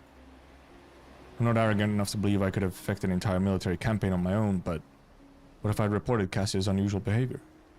This could have played out very differently. And so I plan to leave Miliarium. To where? The Aegirian home territories? Somewhere even further than that. Even further? Now that the waterway is opened, Aegir is about to restart the work interrupted by the Seaborn. Expeditionary fleets will once more explore the far side of Terra, but this time we have changed the course of our voyage. We might set off from that mining nation of Rebiliton, or to touch the edge of the sea. Better I die on some expeditions in the unknown than wallow here in sorrow, self-reproach and despair until it saps me of all my strength. There, whether we go forwards or downwards, no one knows what awaits us. We'll be like Bregan in times of yore, pushing back against the darkness of ignorance. You mean... You caught on, Jordi Fontanarossa? Yes. I'm inviting you to join us on this distant voyage. I'm not the only one who desires this. You said earlier that I never answered your questions properly. You were right, and I should apologize, but there was something I truly wish to tell you back then. We have no need to prove our place. Even if the vestiges of the past have worn you down to nothing, you can still tie our future to Aegir. I don't know what to say, this is all a bit much. Don't worry, Aegir respects the choices of all its citizens. You fare well on your carefully considered departure. You await your eventual return, no matter how long it may take.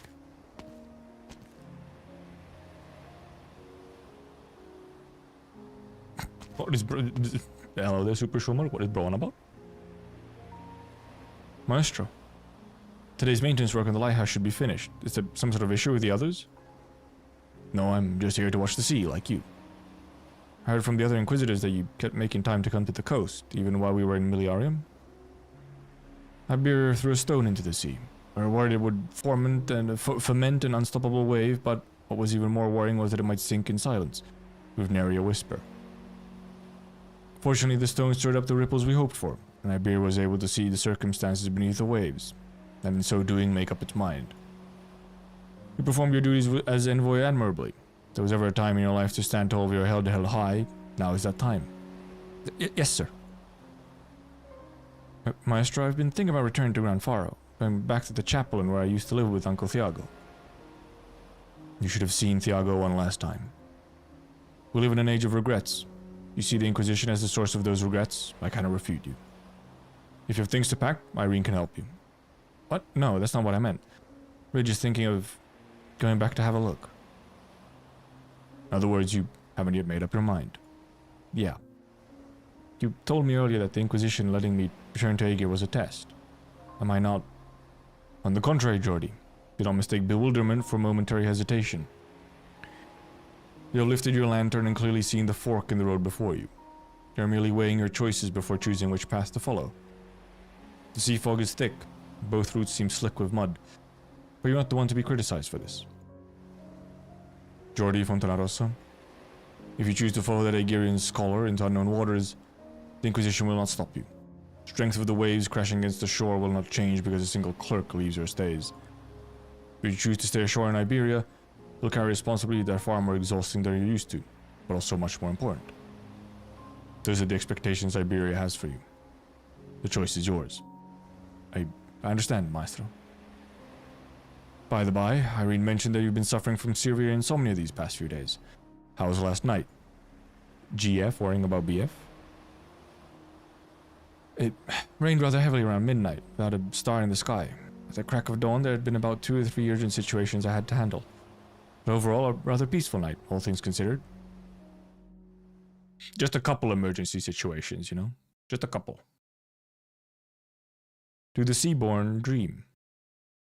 Dreams are comprised of thoughts or emotions flaring up as they dissipate, but now I am nothing more than instinct.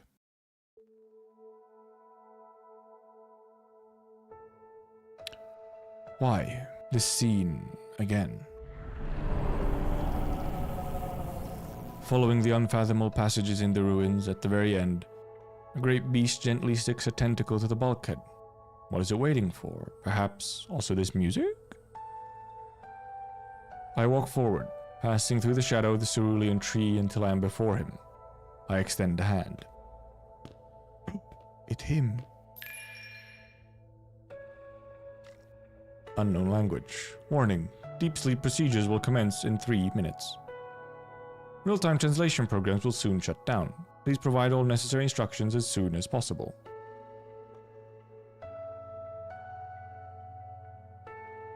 Isharmla, our shared name, our shared decision. We trust one another, we feel as one, do we not? I will watch over you until the end of my days. No, this person isn't me. This isn't my dream, it's Isharmla's memories. Hoomst. Hoomst. Hoomst. G. G. You have followed me through many nests, Abyssal Hunter.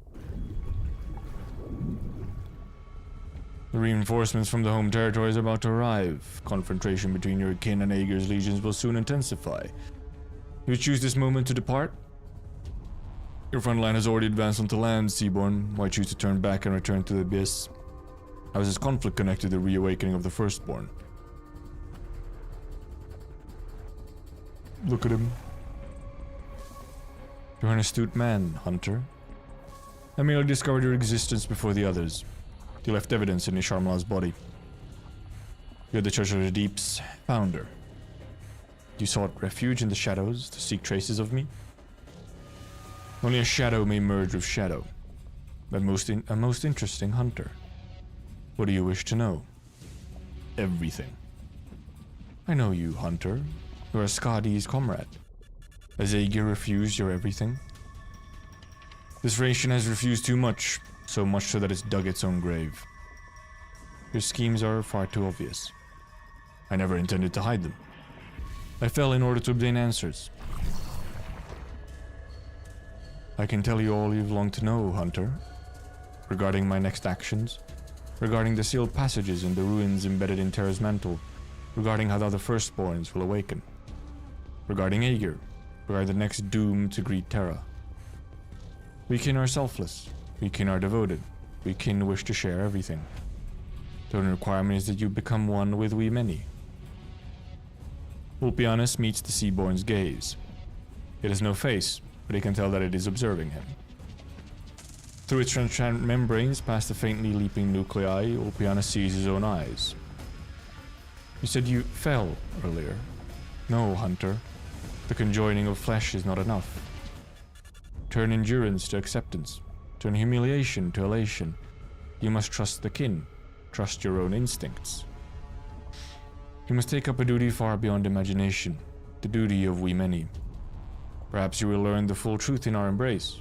But when the time comes, you will unable to, unwilling to, bring it back to Aegir. Just as I could not.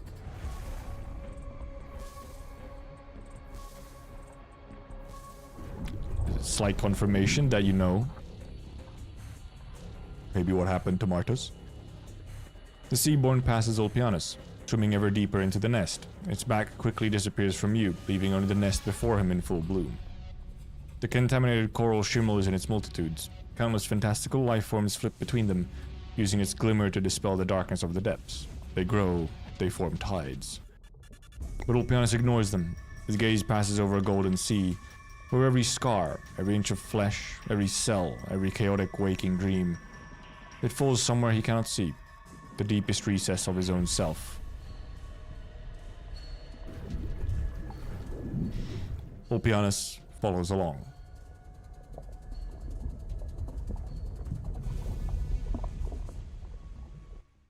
And that's where it ends?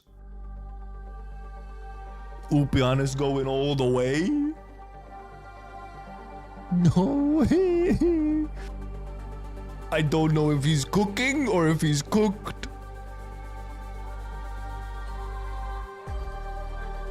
He's cooking, but he's put himself as an ingredient, man. What's he up to? Also, yeah, really, just a cliffhanger, huh?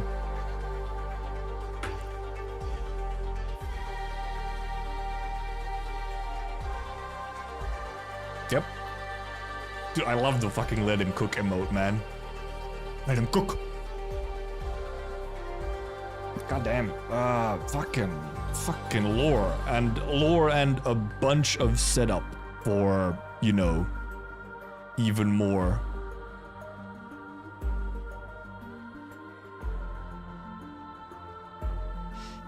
What does BP even stand for? True. What does BP stand for? It's not Path of Life. Terra being raided by an alien. Yeah, him as a playable operator makes very little sense given the endpoint of this event. It was so true. It is like, how far away is like... Because, I mean, we do have operators. Like, we do have operators where... really in the story they should not be an operator. Like, they're not an operator yet in the story, but we have them. Yeah. With how advanced Aegir is, them suddenly contacting every land nation is almost like fucking alien invasion. Our setup is ever present. Our lore is ever present. Yeah, I mean, obviously, let's be real. Like, look, it's obviously if you're like super into the Abyssal Hunters as a faction, it's cool. But let's be real, the highlights of this is the, like, getting our little fingers into all the pre-civilization stuff. Those fucking monologues of Martus and Kelsid and everything are just like... Yes. Like, peak. Eventually space will attack Terra, yes. It will happen. Why does my camera feel laggy again? It was laggy, that's why. Piece of shit. Yeah, it's a pretty good event. And also, yeah, it's a pretty good event, and it's also indeed like not like super long. Like, if you're not reading this on stream, I feel like you can read this pretty quickly. But also, damn, is it an event where you have to read like so much before it? Like, this is an event that is fucking deep in there. You have like multiple different fucking storylines that you need to know like everything for. You need to know the Lone Trail storyline. You kind of need to be pretty far. I think you might as well, like, you know, have been like kind of need to be caught up on main story almost for like the full experience. And then obviously you need to know the Seaborn storyline, but that's obvious, it's a direct sequel. And yeah, now obviously, and this one very directly like ties it to the grander plot of Terra as a whole.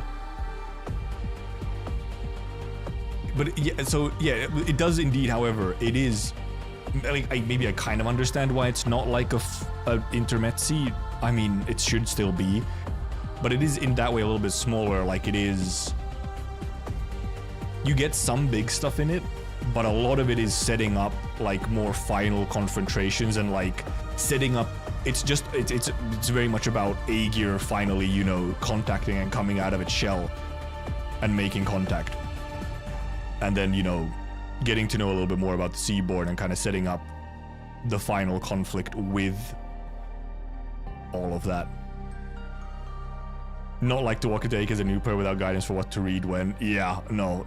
There are thankfully some pretty decent like guides and like infographics on what to read and what order. But obviously you have some freedom. Like, for some stuff you have some freedom. Like, there are, you know, some events which you don't necessarily need to read them like before other events, even if they were released before an event. Because some of the storylines are a little bit more self-contained. But it is kind of as like the further into the events you get, the more it does kind of be like, the more everything ends up being a little bit connected. And you do get into a situation of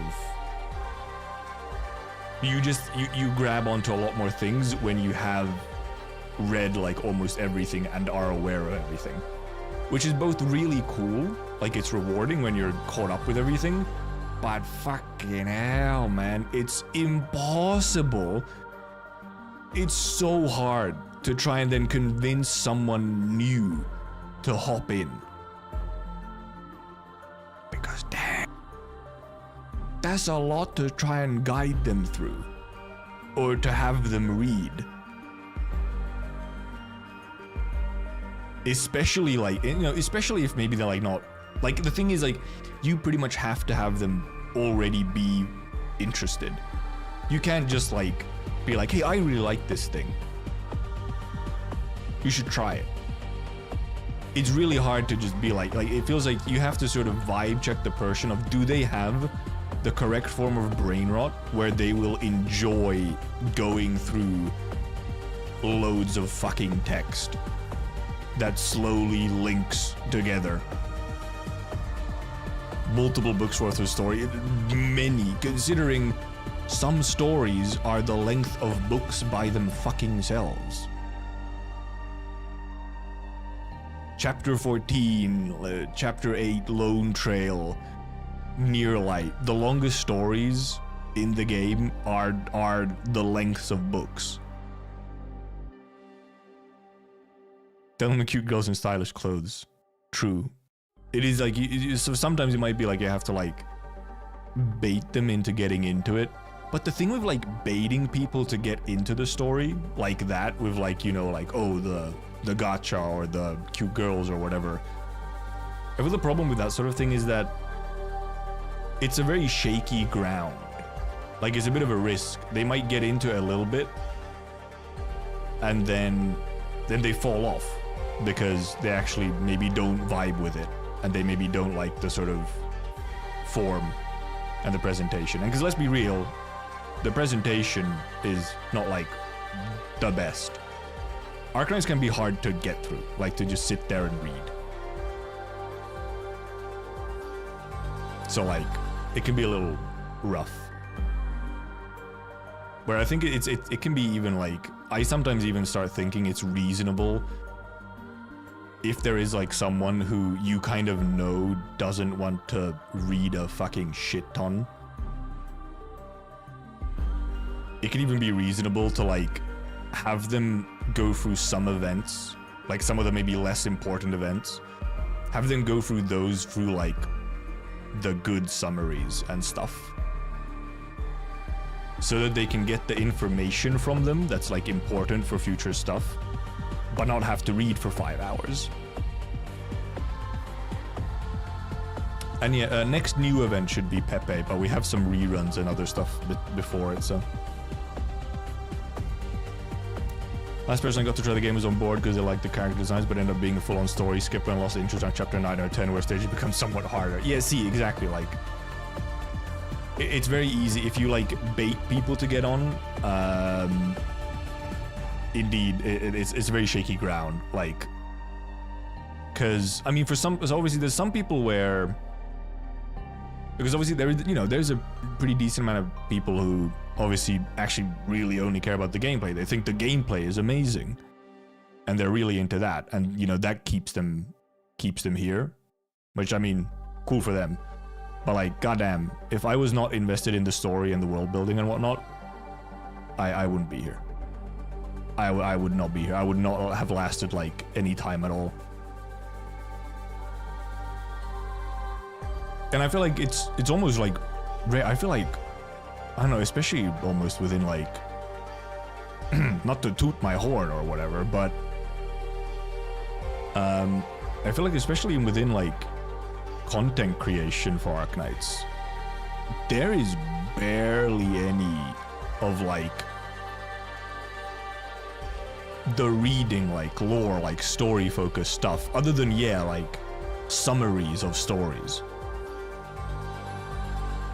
Otherwise, most of the content is, you know, gameplay focused.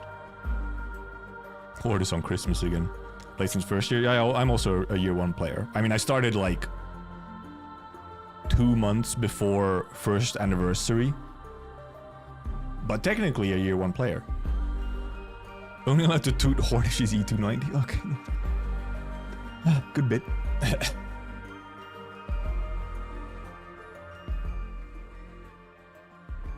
But man, like I'm just excited for like the entire like arc 3, like the third act of the game, because damn, it's just like it's doing all kinds of cool shit. Like shit is getting real, exactly. Like because you know I've seen like general sort of I guess complaints, and like some people don't really like how I guess the stakes are maybe getting a little out of control at times, like where the stakes are constantly rising and like the sort of concepts are getting very big and large, and it's about like, you know, world-ending scenarios, and they prefer the sort of more focused somewhat I guess more human-focused stuff early on. But man, I eat up the previous Civilization stuff so hard. Like, god damn, I love that shit, bro. I love that shit. I eat it. Oh, for the despair. No, this is a story about hope. Main issue with AKI is been going for 5 years and we still don't have a proper femboy opera. What do you mean? Mizuki and Ansel are there, are they not?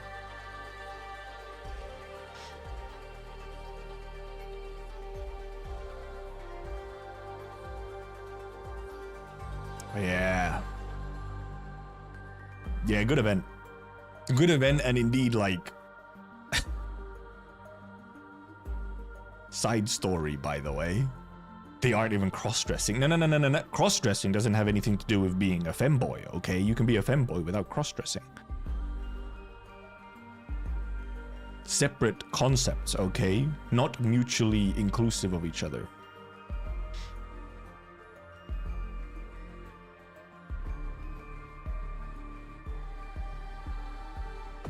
So this lobby music really, or the music in general for this event is quite PGR, which I feel like, I guess it kind of fits. It's like sort of like, it's like that weird sort of feeling of that vibe of like advanced sort of sci-fi-ish.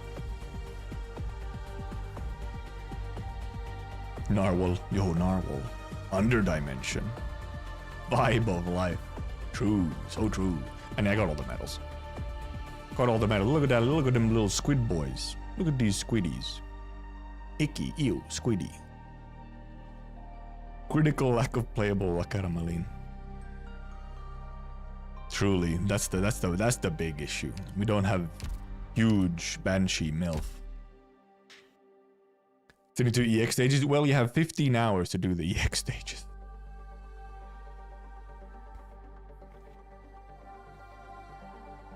Please stop. Mizuki is crying. No. Mizuki isn't, these are, what did I get? Wait, did I call these jellyfish? Because Mizuki is a jellyfish. Maybe I did call these jellyfish. I don't know what I call them. I forgot. I instantly forgot what I called them. Streamer brain, man. I say words, once they've left my mouth, I'm not responsible for them, okay? But alright, I think... I don't want to like extend for no reason. I have some stuff to get done as well. So tomorrow no stream, since I streamed today instead. I'm doing some other stuff anyway tomorrow during what would normally be stream time, which works out weirdly enough. Wasn't really planned, it just happened to work out. And Wednesday I think I'll continue 9 Souls. And I might play 9 Souls actually Wednesday and Friday. We'll see. But at the very least Wednesday, probably back to 9 Souls. Unless something wacky happens. But yeah, I should get going. I need to do this. Oh, it's almost 10 a.m. 10 p.m. I need to like work out and stuff and eat and blah, blah, blah, blah, blah. So thank you for coming. Thank you for watching. Thank you for chatting. Thank you for lurking. Cool lore. Very nice, cool lore. And also just some cool moments in general. So bye-bye. Goodbye, people, bye. Why am I like... What if my camera's moved? Where I'm like... My waving is like off screen almost. Goodbye. Bye bye.